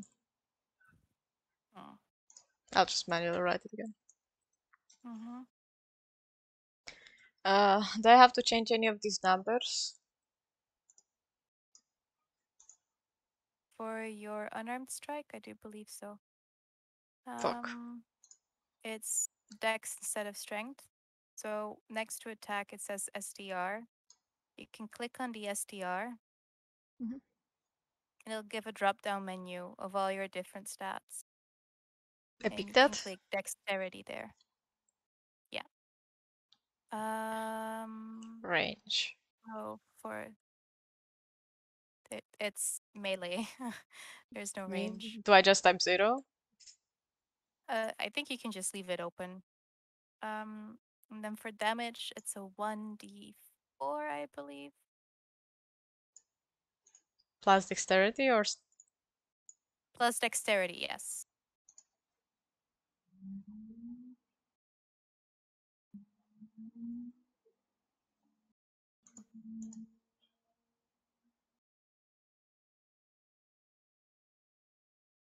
type Yeah. of damage? Physical, I guess? It's I think bludgeoning. I don't know. From my hands? Yeah, isn't it like if you hit something with your hands, wouldn't that be bludgeoning damage? I don't know. I I just think about the big heavy thing when I hear that word. Yeah, I know, but it definitely wouldn't be piercing damage. Mm-hmm. Although I don't know all the words for the types of damage. Okay, and the crit, do I add crit? Can I crit with my body? Yeah, yeah, definitely, but I think that will be auto-calculated. Okay. Alrighty, you. I still have to look at Okay. fucking languages. I keep forgetting about it. I just All scroll right. and my eyes don't see it. Mhm. How many languages do you get from your class? I Wait, think from your base? well, I'm human, so wait. You can So definitely speak common. it's at least two. Yeah. And then you get an extra from your background.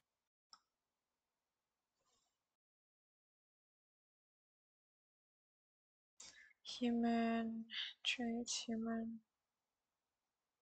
languages. You can It's speak, read, and write common, and one extra language of your choice. Humans typically learn the languages other people they deal with.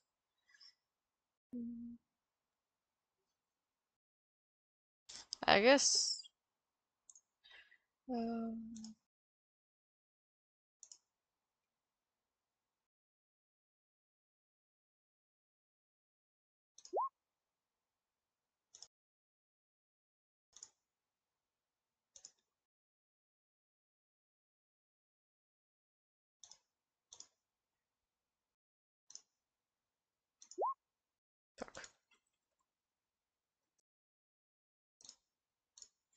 is common, elvish, and dwarven okay? Like if I get one from the yeah, hermit, okay. it's Damn, definitely I might speak with all the bitches. okay. So languages are there. Do these pages get filled in the first levels, or do you leave some stuff empty? Usually you just add to it as you level up, but I think like proficiencies and things are just first level, they're all there. And at features and traits, is it physical features and traits as well? So features and traits are the things like your unarmed defense, for example. Okay. Beginning at first level, that's a feature of your class. It's a class feature.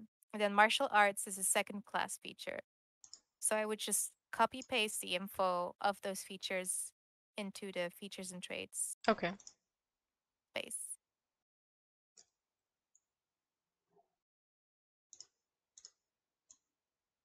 An arm strike is one bludgeoning. Mhm. I don't know if I wrote that correctly.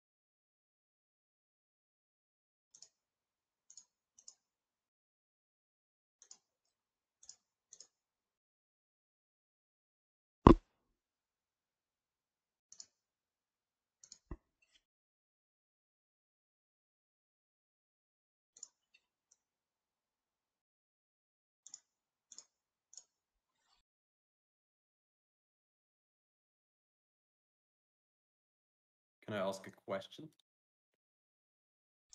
No. Or is Penny no? No? Oh. Ask. Is Penny here? Yeah, I'm here. Oh, sorry. For as a wizard, do you choose a specific class or what is it? A subclass, a A school, a subclass? tradition. The school? The school? Um, Yeah. I think you At level do, 1 but or the? only from a certain level, so that's what I'm gonna double check.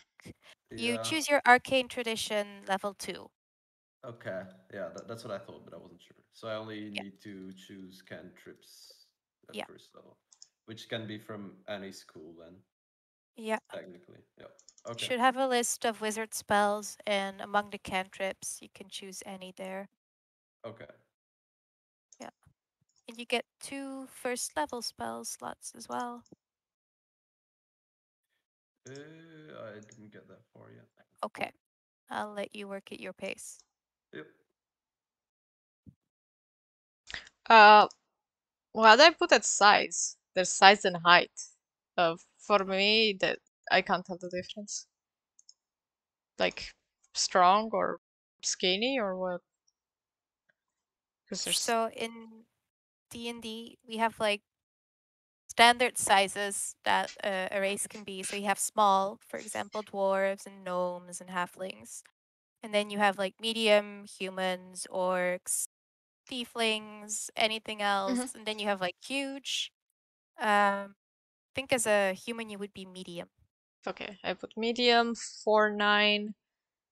Wait, is it okay to say slender? Sure. Okay. Okay, that's it.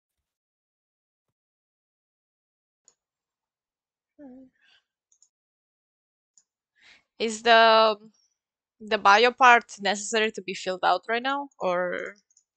You can do that at your own time. Mhm. I also maybe shouldn't see it. Yeah, that's why I was thinking. Yeah. Um, do we have everything filled in? It looks like it, but You still get money. Did you already add your money from your hermit background? no. You get 5 gold pieces. Damn! Wait. Do I just write it at item name? So, do you see the little copper silver squares there? Oh, okay. CP, SP. I see Yeah, that so now. GP are gold pieces. 5. I'm rich. And underneath the GP, there's a little box. You can just add 5 there. Leon said if they're allowed back in. And what did you say again? There, you already found it. Okay. You already know. So everything's fine, right?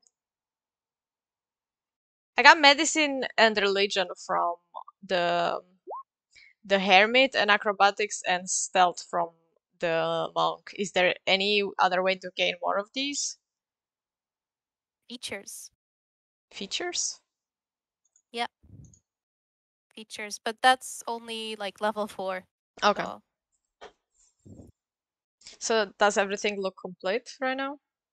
I think so. We can go over it again later, or you Mhm. can go over it again with Leon later. It's all Sure. good. Yeah, then I should be ready. Yo, are we allowed back in? Yes. No. Oh. Get out. Well done. Cool. All right. How's the character sheet coming along? Slowly, but steadily. Oh, I was asking Evelyn, but yeah, you too. I figured. Evelyn. She didn't reply. Mine's Is fine. it? What? Are you done? Did you do Yeah. it? Yeah. Easy. Oh, perfect. Okay. I did it all by myself. I didn't ask anything. Uh-huh. Is that right? Sounds true. I see. Sounds honest. I'm gonna play the fucking glow with you. Fucking.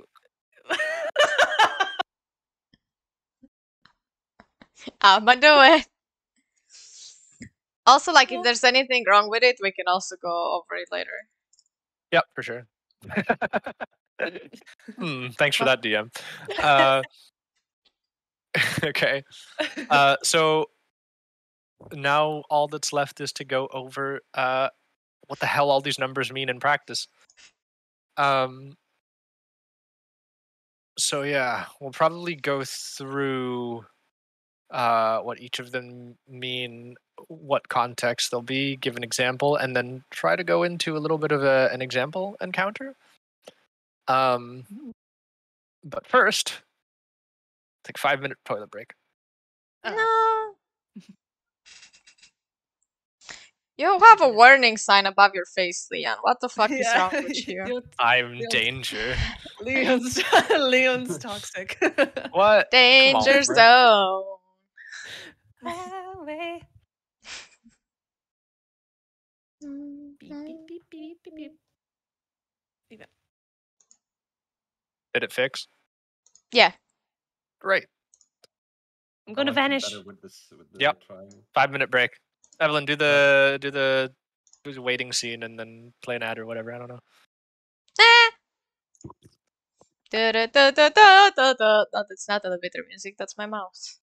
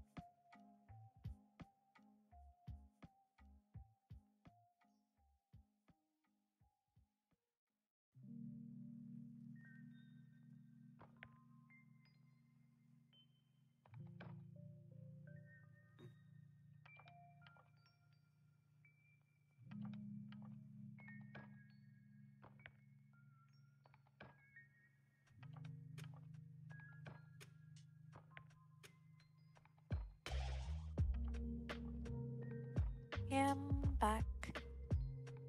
Hi. Hi. Hi, Giga.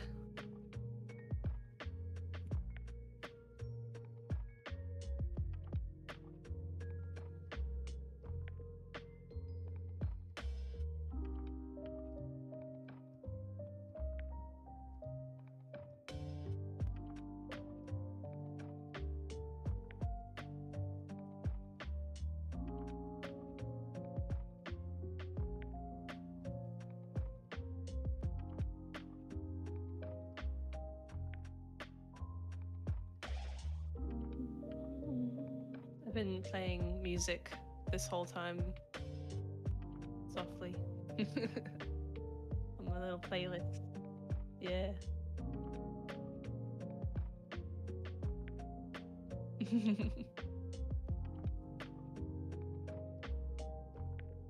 And not royalty free.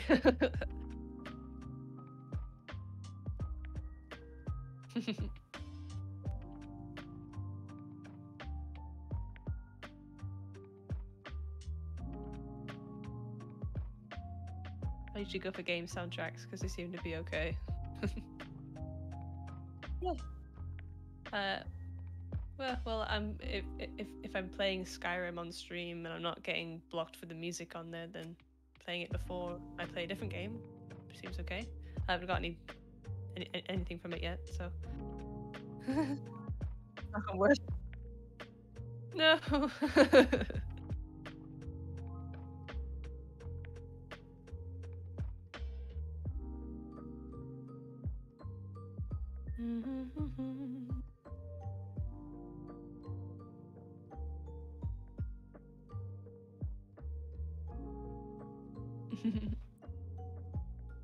Can someone tell me how the fuck I get to my armor class? Because I cannot find.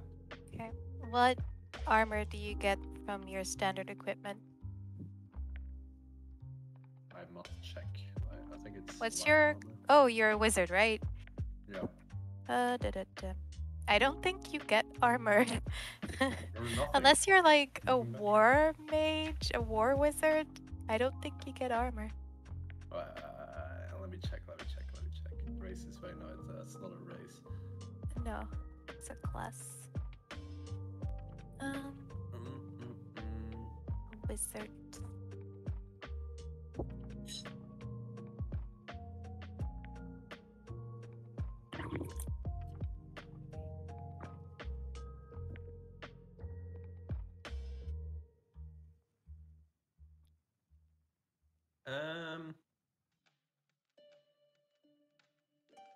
Armor none. Correct. No armor. Yeah, you don't get armor.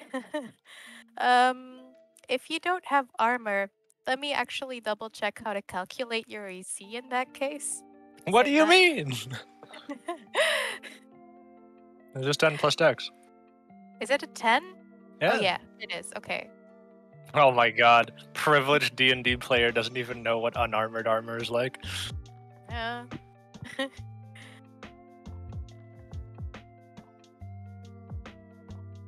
Yeah, probably.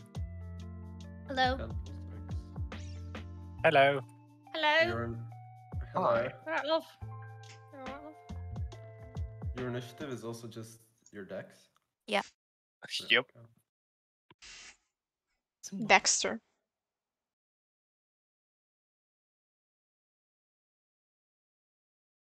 Speaking of, where's Murder. the initiative bonus? Oh, on my 3. I see. It's I literally see just your dex bonus, yeah. I can see it. Where's my picture? I have to close that door. It looks like there's Jesus in the house. Jesus. Jesus.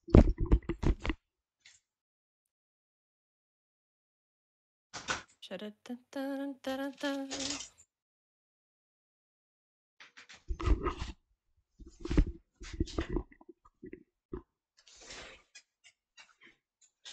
So we have Okay. a wizard, a monk, and a fighter, right? Yeah. Sounds accurate. Ooh. Walked into a bar. No. And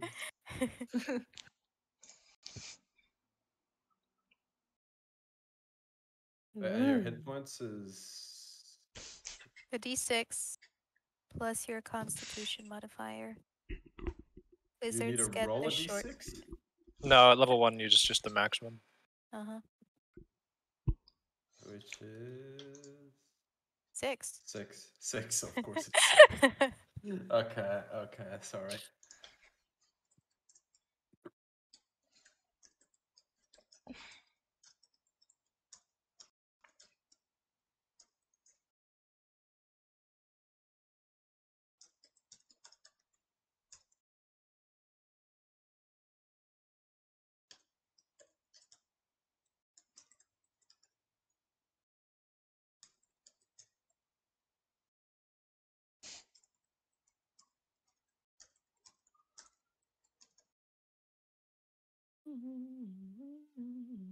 Okay, so I'm just going to grab one of these character sheets here.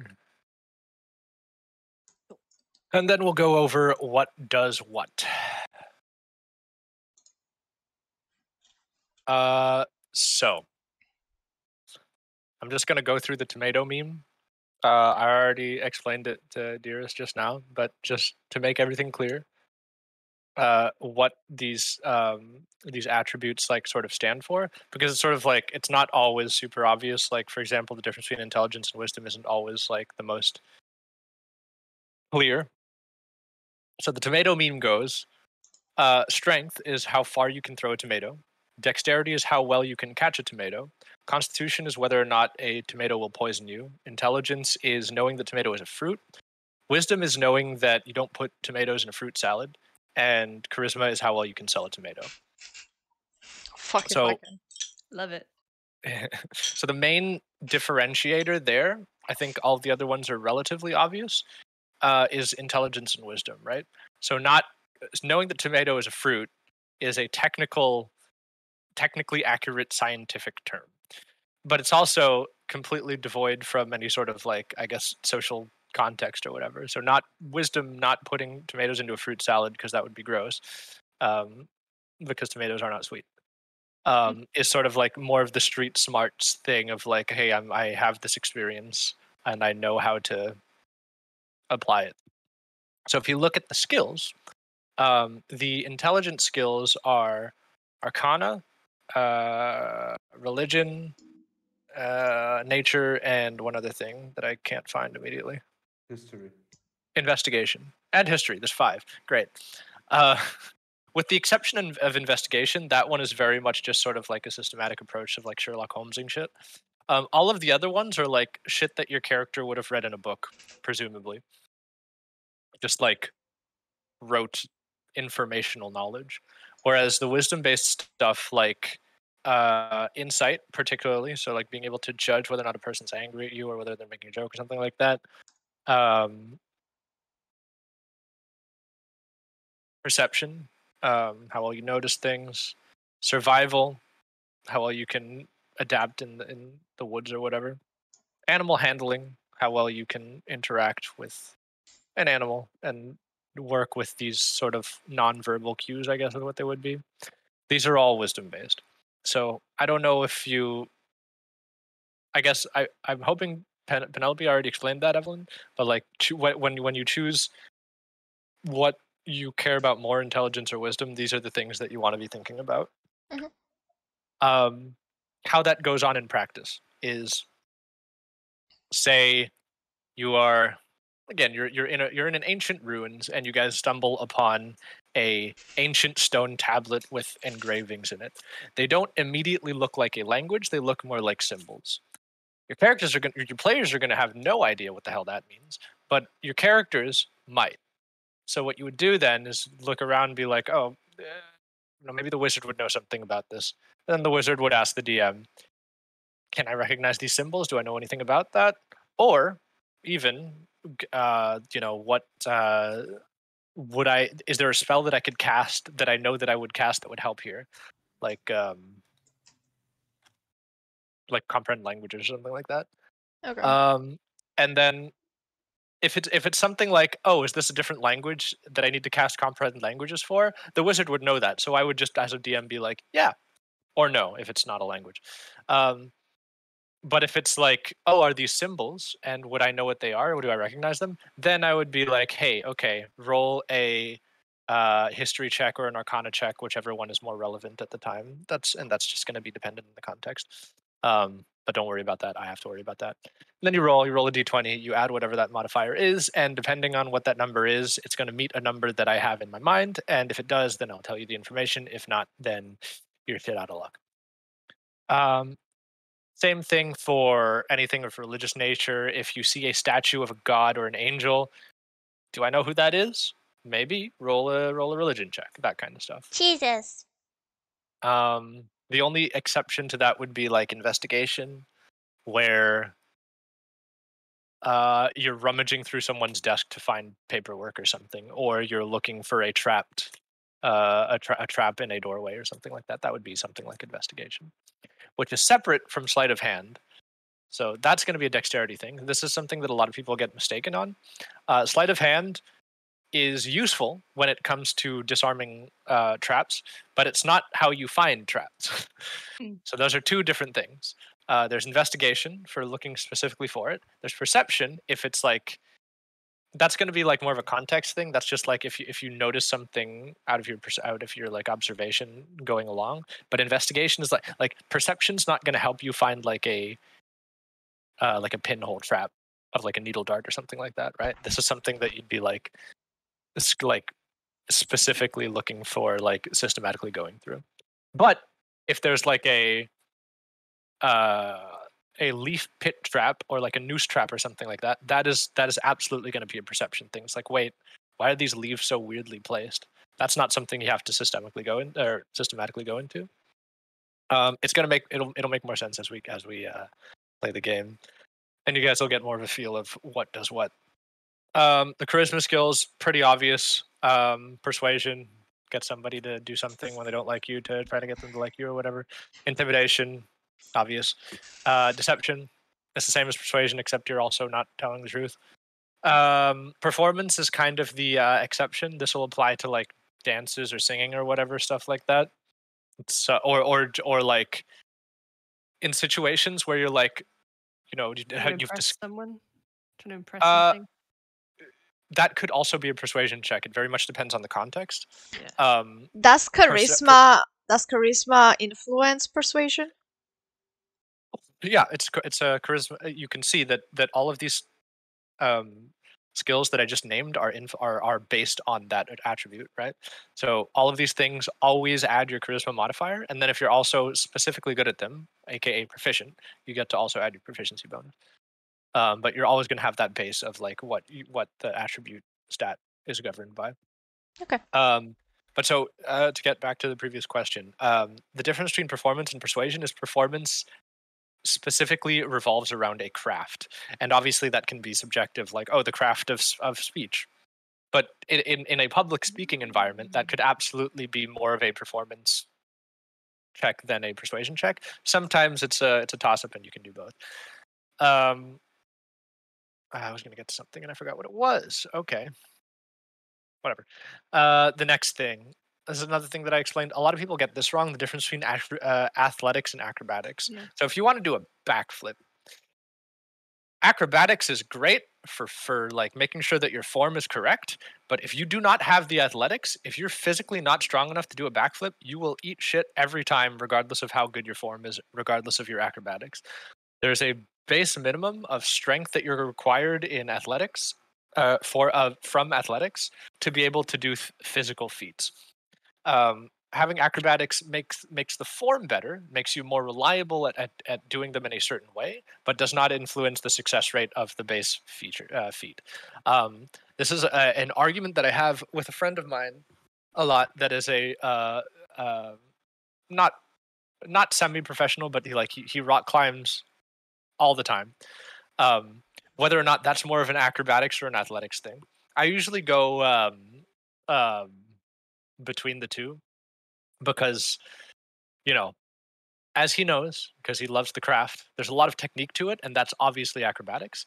But there's a sheer level of strength that you need as well to be able to do a pull-up, for example, or just push yourself up, and that is athletics. So, in the context of a game, if you're trying to scale the side of a tower, and you don't have like a grappling hook and a rope and something like that, there's an athletics check associated with that, and that's not even subjective. That's just in the rules, right? Generally speaking, if you're climbing a rough surface, that's going to be an athletics thing, unless the hand holds, or unless you can make the argument, hey, you know, acrobatics is probably the strength isn't that big of a deal, but that's a rules lawyer moment. We'll get into those.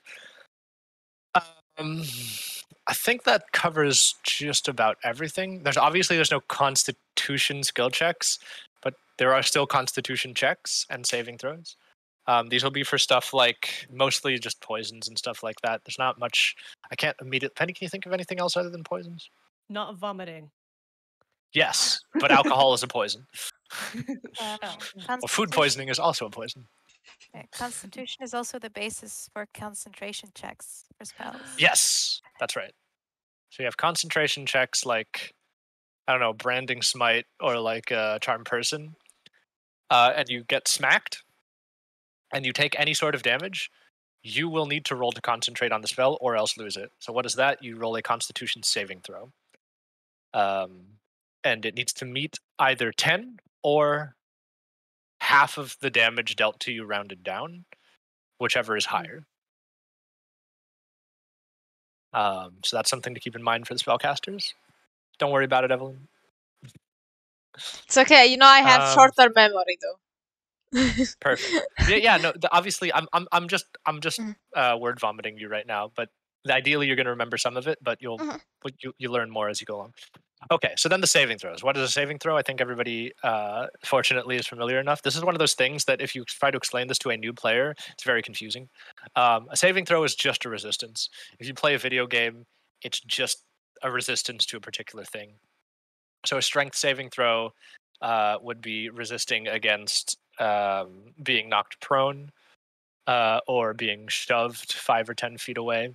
Dexterity check would be to check whether or not you fall over if the ground is rumbling, or dodging a swinging tree stump trap or some shit if it's coming into your face.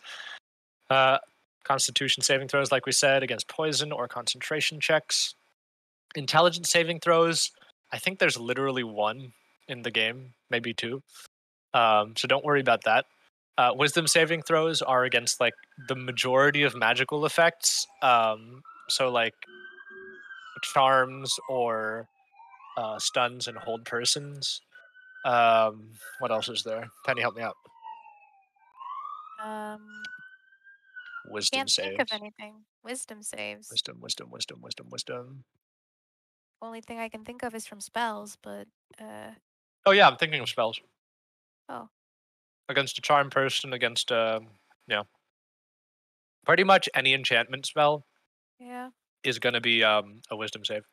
And then a charisma save also doesn't really happen much. It happens in banishment, but other than that, not really. So yeah, I think that about... Oh, sleight of hand. Did I cover that? Sleight of hand is like magic tricks, but also pickpocketing. Sometimes stealth is more important than sleight of hand, but generally speaking for pickpocketing, it'd be a sleight of hand check. One thing that we haven't mentioned is that there are also tool proficiencies and tool checks. The most obvious one is a lockpick. If you are proficient with a lockpick, you're unlocking a door. You roll a lockpicking check, which is a tool. That's not one of the skills. So what it is lockpicking is, generally speaking, almost always dexterity based. So the roll is dexterity plus potential proficiency if you're proficient in it. If you're not, it's just going to be the straight roll.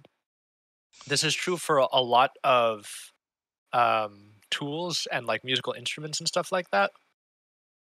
You can argue that very simple instruments are like charisma based, but a lot of them are going to be dexterity based.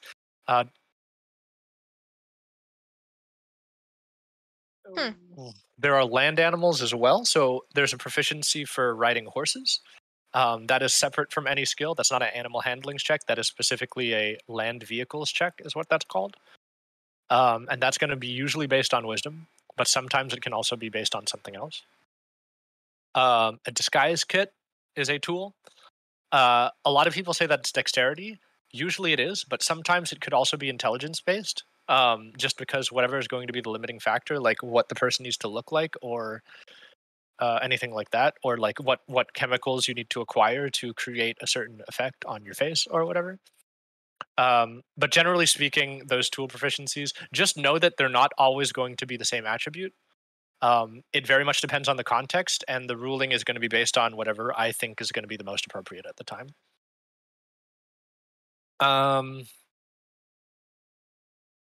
Cool. I think all that's left is... Am I missing anything, Penny? Not I can think of right now. We miss Elias. Elias. We miss him. I think all that's left is, I guess, combat, really. Am I missing anything? I guess there's like niche like rule sets, like how long you can jump, how high you can jump, how long you can hold your breath, but that'll come up when it comes up. We don't need to worry too much about that. I have a question. Yeah. Potions, action or bonus action? Action. Okay.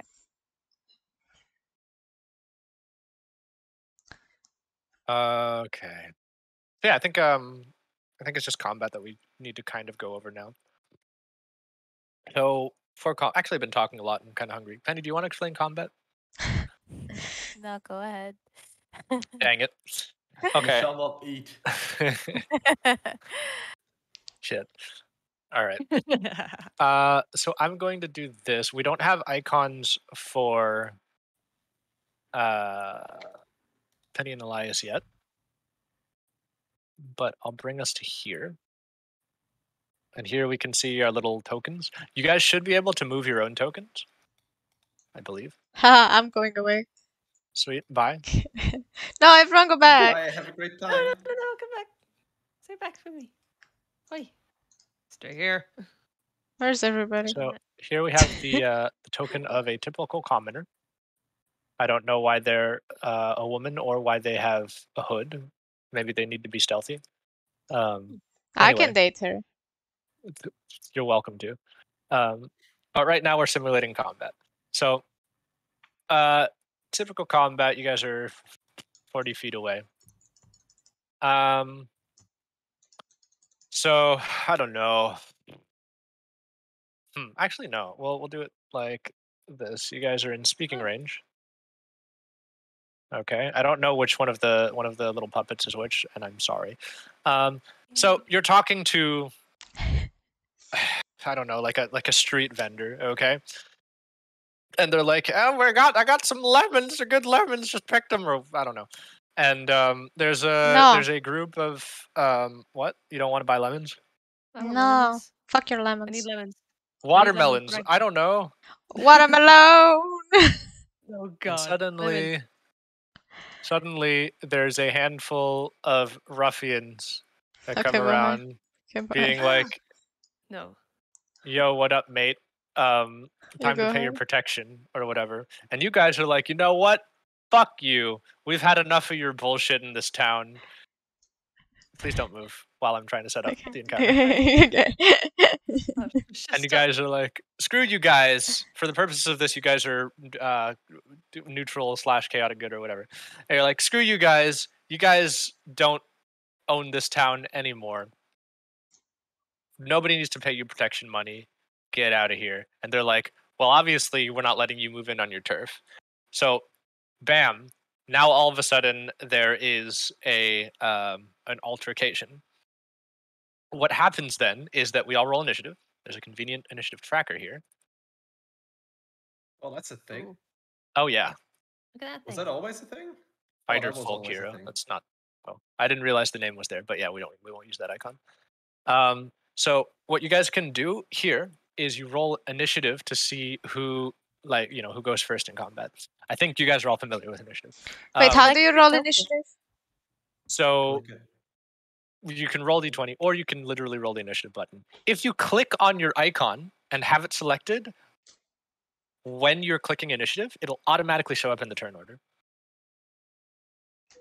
Wait, I how did this re-rolled. happen? Knackle. That's fine, doesn't matter for now. What do I hit? What do I Initiative. You hit initiative in your character sheet. Oh my god, click. And then do I just roll D20 initiative? I type it out? No, you already clicked it. It's already rolled. If you click it, it rolls it, yeah. Oh, it fuck, work? I got You shit. see it in the chat. Yeah. You Yep. both It's rolled it too. So now, as you can see, you guys didn't click on your icons before you clicked initiative, so it didn't turn up in the turn order. That's okay. I can just manually add it myself. Not a big deal. Okay. And they were both 5, I believe. Yes. Or I could roll it in There we real go. life with my real dice. True. And It's now okay. I am going to roll for these guys. Oh my god. Okay. So these guys got a 12. This lady got a natural 20. No. I know. Enough. Well, no, she's the vendor who wants Oh, to not be good. here.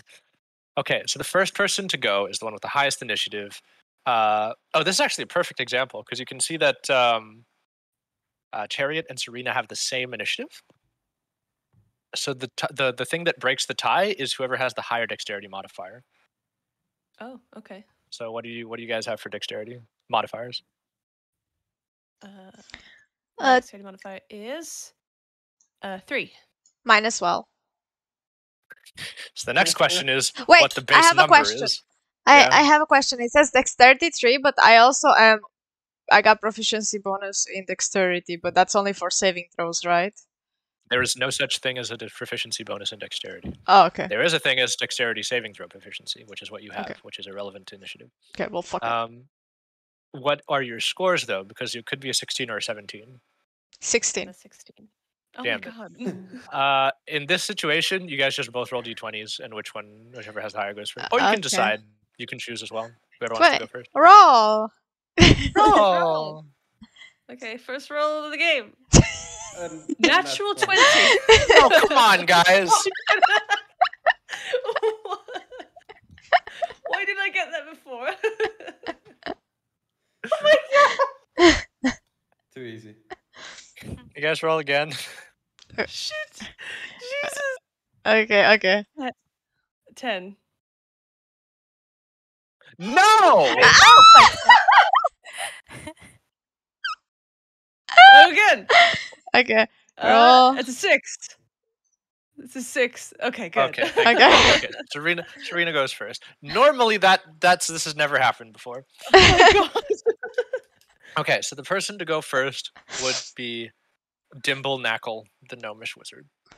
Wait, what? Dimble So your turn consists out of an action, a bonus action, potentially, and movement, and also what's known as a minor action, but that's sort of like fast and loose. It's like opening a door or opening a chest or drawing your weapon or something like that.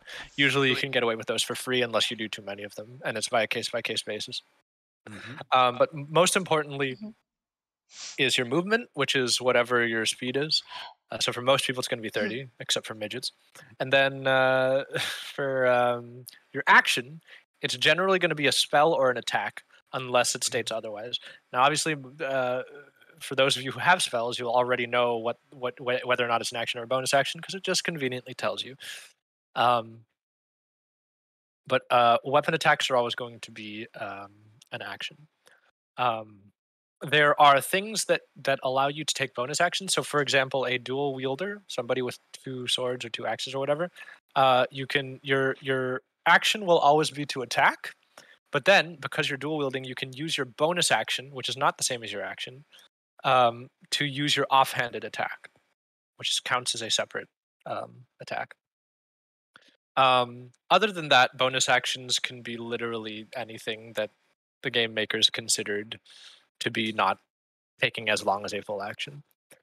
Something like enchanting your sword or something generally is as a bonus action, like a smite or a elemental weapon spell or something like that. I think that about covers it. So, Dimple Knackle, in this situation, you are infuriated by the audacity of these fighter folk hero bandits who are trying to shake down this commoner who is trying to just sell you lemons and get by her day. And they have drawn their blades, and they do not look happy. In fact, they look like they are ready to take your head. What do you do? What was the movement range again? I kind of missed that part. It's just your speed. I don't have that on my sheet. It's 25 for gnomes. 25, okay. So I'm a bit slow already, huh? Yeah, you got small feet. Is each square 5 feet? Yes, for the purposes of this combat, yeah. Okay. So I'm gonna move away a little bit. How much would this be? Is that like 10 feet then, or is that In the more? top left, aha! I've got Roll20 mechanics. In the top left, you've got the pointer, and under that somewhere, you also have the ruler icon. So that's There you go. I have now moved 10 feet. Correct. Are we fighting already? Like, do we? They want to kill you, so yes. Okay. I'm going to cast a spell Mm-hmm. if I can find it. Oh yeah, I had a technical problem. I added 2 spells to my character sheet, and then it wouldn't add more. Even though I'm pretty sure I should be able to add more. You should be able to, yeah. I don't know Yeah, why. I can't drag them in. Might have to refresh the page. I'll try that in a bit. Well, I've got this. I don't know. I clicked it. Yep, so clicking it already automatically rolls the attack. Great, so you rolled a 12. Which is Very higher than low. it should be. Is it? No, the 12 is the attack. That's Oh, to it's check whether or attack, not you hit right, first. right. So 12 does needs to meet the AC of whatever these guys have, which you don't know. But it's more than 12. So you miss. Oh no. But go ahead and roll damage. So what you can do in the chat bar is you can click on the word firebolt. 8.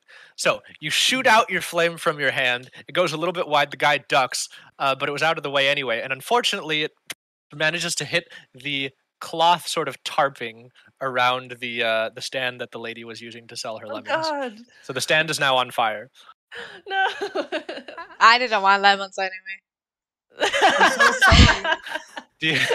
Do you have a bonus action that you would like to use? Me? Yeah. Saying know. sorry. His bonus action to apologize. Yeah. I was looking at it, but no, I have no spells. I'm going to apologize. I'm sorry. The bonus action apologize. Aw. The lady looks around. She's got sort of like an arched back. She's probably like 70, 75. She probably looks older. Hooked nose, very, very sort of like stringy gray hair, and she's got that sort of like bandana or like what's that called? Babushka? The bush. Yeah, there you go, the babushka thing. She like sort of like looks between in the chaos, and she looks up, and there's a little bit of embers falling onto her sort of like babushka helmet thing, and she's like, and she runs the hell away. With her 20 initiative. She's gonna dash for 60. Bye. She's out of there. Yo. Bye. Have a great time. They're fucking crazy! Penny, what do you do? Penny. I'll run up Yeah. and attack. I'll try and hit him with my fist. Nice. I don't have Because we don't know anything what class you are. I don't have an attack yet though in my. Add a +5 or whatever. I don't. Okay.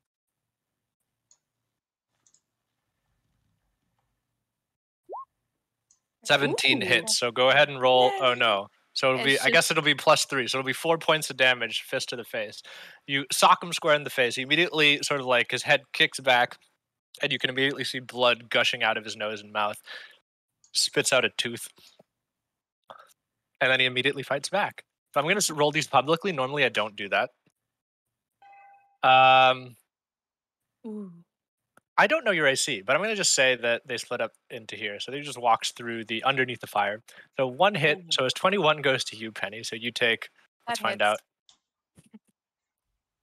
5 points of damage, or whatever your HP bar is.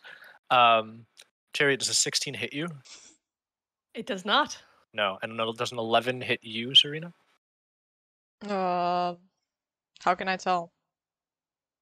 Oh, if what's it's your more armor than my class? armor is 15, It has so to, it doesn't. well, it has to be equal or more. So if it was a 15, it would have hit, but it doesn't. Okay. Okay. So yeah, these guys just come forward. You guys watch whoever Penny is. We like this shadow figure get punch and get punched in return, and now they're just sort of like interlocuting. The other guys sort of rush up to you. Chariot immediately brandishes her blade and shield, comes up to block an attack, and goes into a blade lock. While right next to her, Serena is sort of like dodging and weaving in between, making sure that none of the attacks connect. What do you do in Ooh. return, Serena? I didn't realize they have 12 HP. Convenient. Can I attack them with my Oh no. Sorry, go ahead. with what's bad? With my unarmed not you. strike? Yes, go ahead.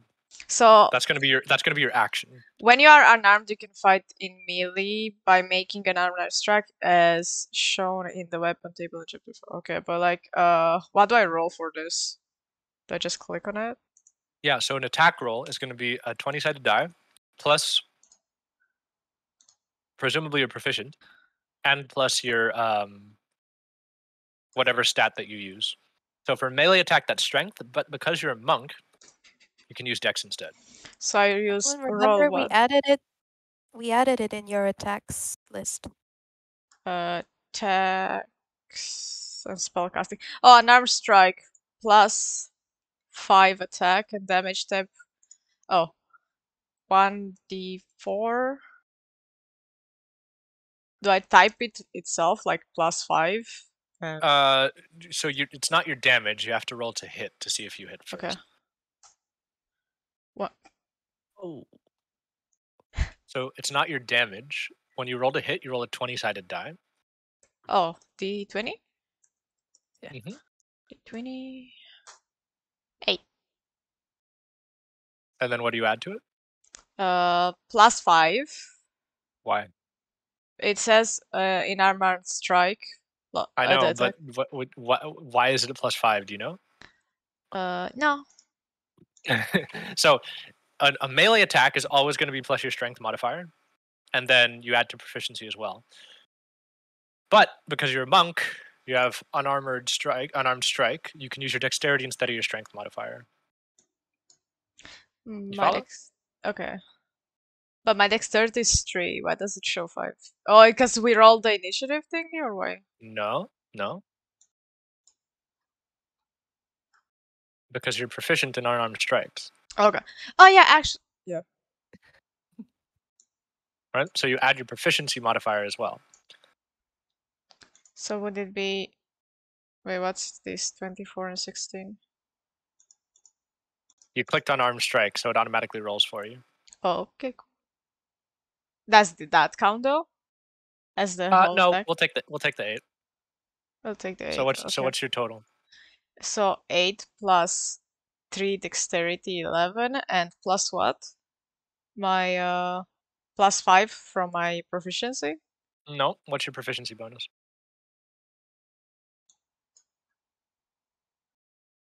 It's 2. 2. So all characters have a global proficiency bonus of 2. If you're particularly good at a thing, aka proficient, you get to add that bonus to it. Okay, then it's 8 plus 5? Yes. Mm. Which is 13.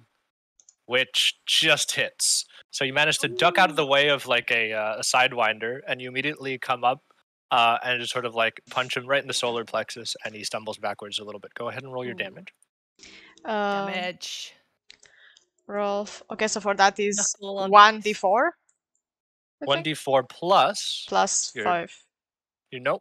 plus your attribute, your ability score your ability point, your ability modifier, which is your dexterity modifier.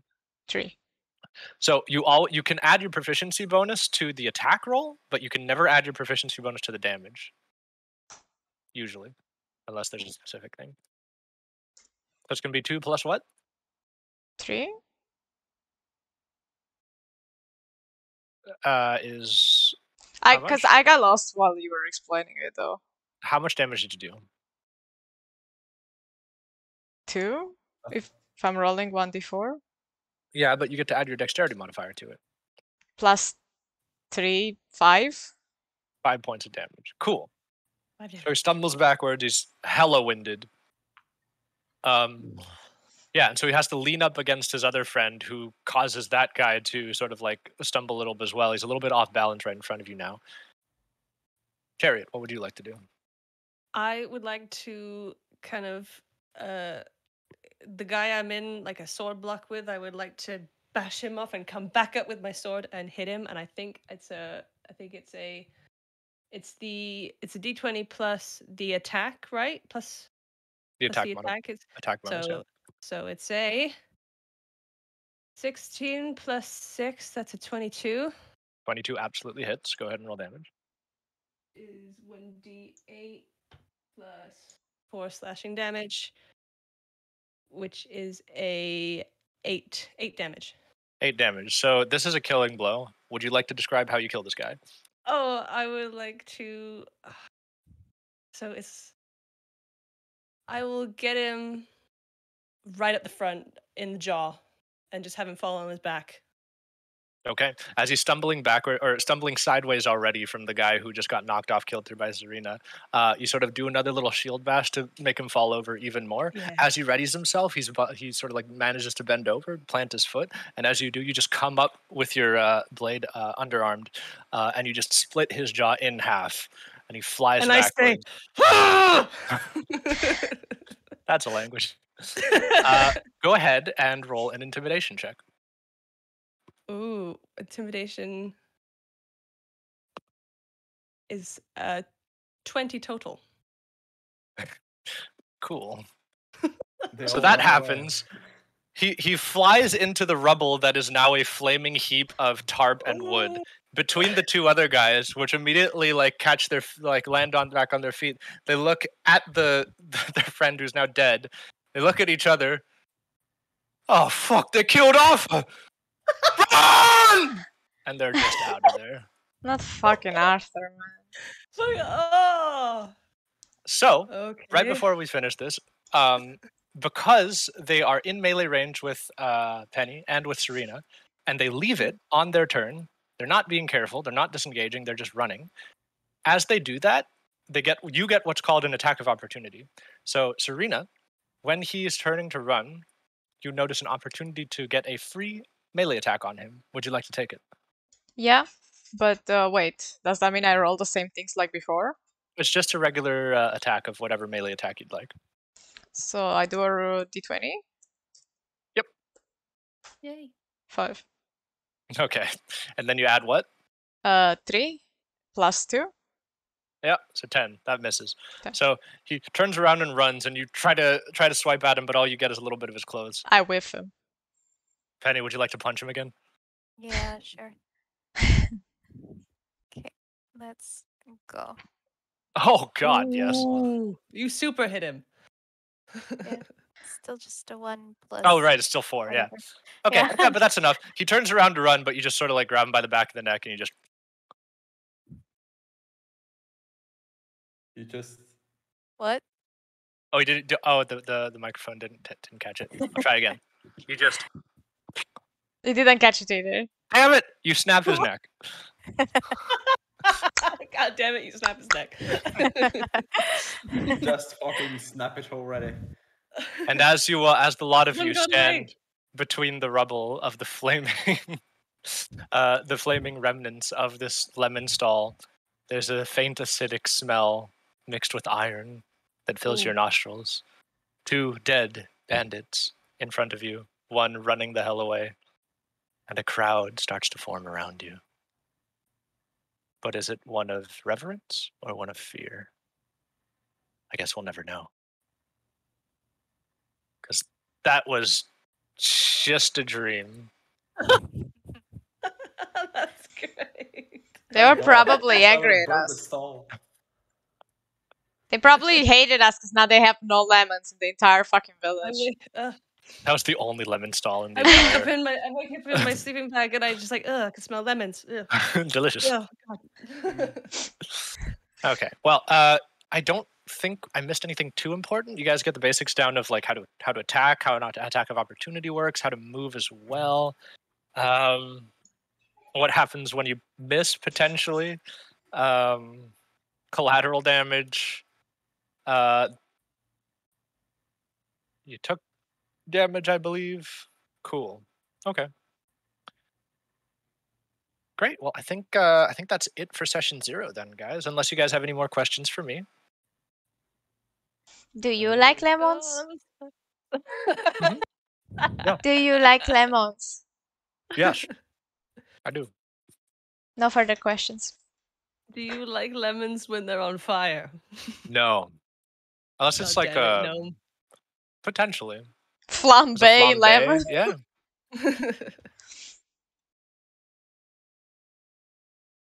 That was great. Thank you so much, Leon. That's great. All right. I'm Next week, excited. Wednesday, we kick it off. Oh, yeah, Between what, Wednesday? between then and now, Try to make sure that you have your backstory.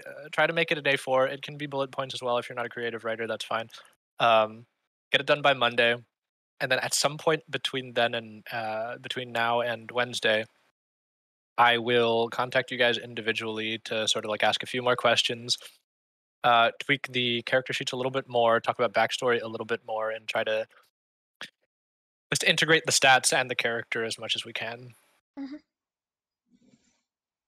Okay. Okay. Leon, do you have like 5 minutes to take a look at my character sheet with me? Sure. Just to be sure. Can we Alright. see? Wait, are we not able to view other people's characters? No. No. Bruh. No. Make a bio at Bruh. least. Give me a bio. I want to know something. Appearance. I have horns. I will make that, but not yet. There's like 2 secret people. Yeah. Whoa. What That's- class are you, Penny? Yeah. Huh? I helped with the character building. Oh, okay. Yeah. You So punchy. there's one character completely uncertain. Yeah. There was just a ghost in Yeah. a dream. True. Yay. A Cool. dream is a wish your heart makes. So what are we looking at right now? Are we just Right, looking for your stats, or what are we? Yeah, whether there's anything. I know I still need to do the fucking traits and ideals and all that shit. The fucking spells, I guess I need to refresh the whole thing and see whether it works after. If it doesn't, then what the fuck just happened to my... This is your spell list. Oh, I got confused as hell. I thought I did something wrong. What? Oh, I understand what you. Okay. So you have 2 spells that don't have attacks, but you thought they would show up in attacks and spellcasting. They just go into your spells list. Where the fuck do I see that? So in the, you see that? Yeah, core, bio, and then spells. Okay. Oh, okay. So if I click this, that also works. Okay. Yeah, shit. Okay, now perfect. So that's only cantrips then, right? And then there's level 1, 2, 3. Okay. That's changed. I think that used to be different. No. No? No, it's been that way for years. I mean, I used this shit like 6 years ago. You're old. Same. Yeah, I haven't. I used this once, like 2014, and it looks the same. Okay. then I'm tripping. No. Oh yeah, that's one thing that I forgot to talk about is alignment. I don't really use it. It's more of a descriptor. It's fun to. It's fun. It's like. To let inform you. Yeah, does it inform you or do you inform it? And it's very much the other way around. It's like your God, what are those things? It's like your zodiac sign. It's fun, but it doesn't matter. Oh no no no. No. You can't say that on the internet.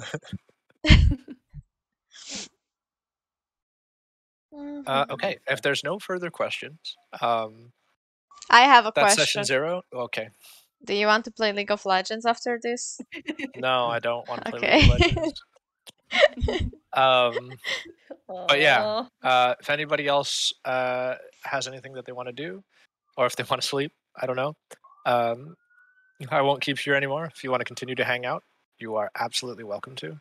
Thank you so much for having me. This is my first D&D experience Yay! ever, and I'm enjoying it.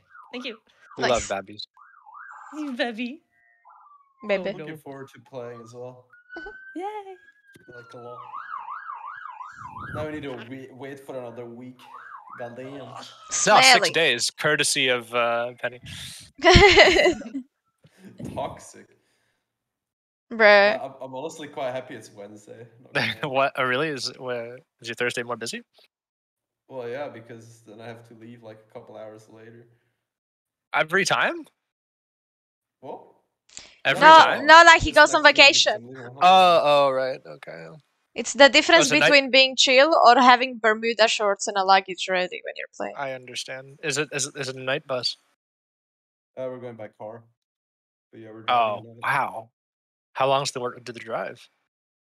south of France, so it's not too far. I think it's like You're gonna get there at like 4 a.m. or some shit. Yeah, and then we can chill. We Vibe. dodge the Time. fucking big traffic. You can have French wine Have a great time Exactly. and French cheese. and biscuits. Cheese, bread, sun, chill. No one's gonna return with a French accent. Oh god. Wait. Clothes. Well, Belgium's got some French in it. Belgium is basically French Dutch. Wait, what? Meh. What? that made no sense. In the It slightest. absolutely makes sense. It's just Hercule Flemish Poirot. is Extended French Dutch. No, 100%. just a fat no. You guys don't hear it. You don't want to be associated with France or Walloons. I understand, but you are. True. There you go. That is true. Can you say something in Dutch for us? No. Daar gaan we. No. Daar gaan we, yikes. Waar zijn die handjes? The only things I remember are frituur and apothek. Frituur. Fuck. What about bibliotheek? Bibliotheek.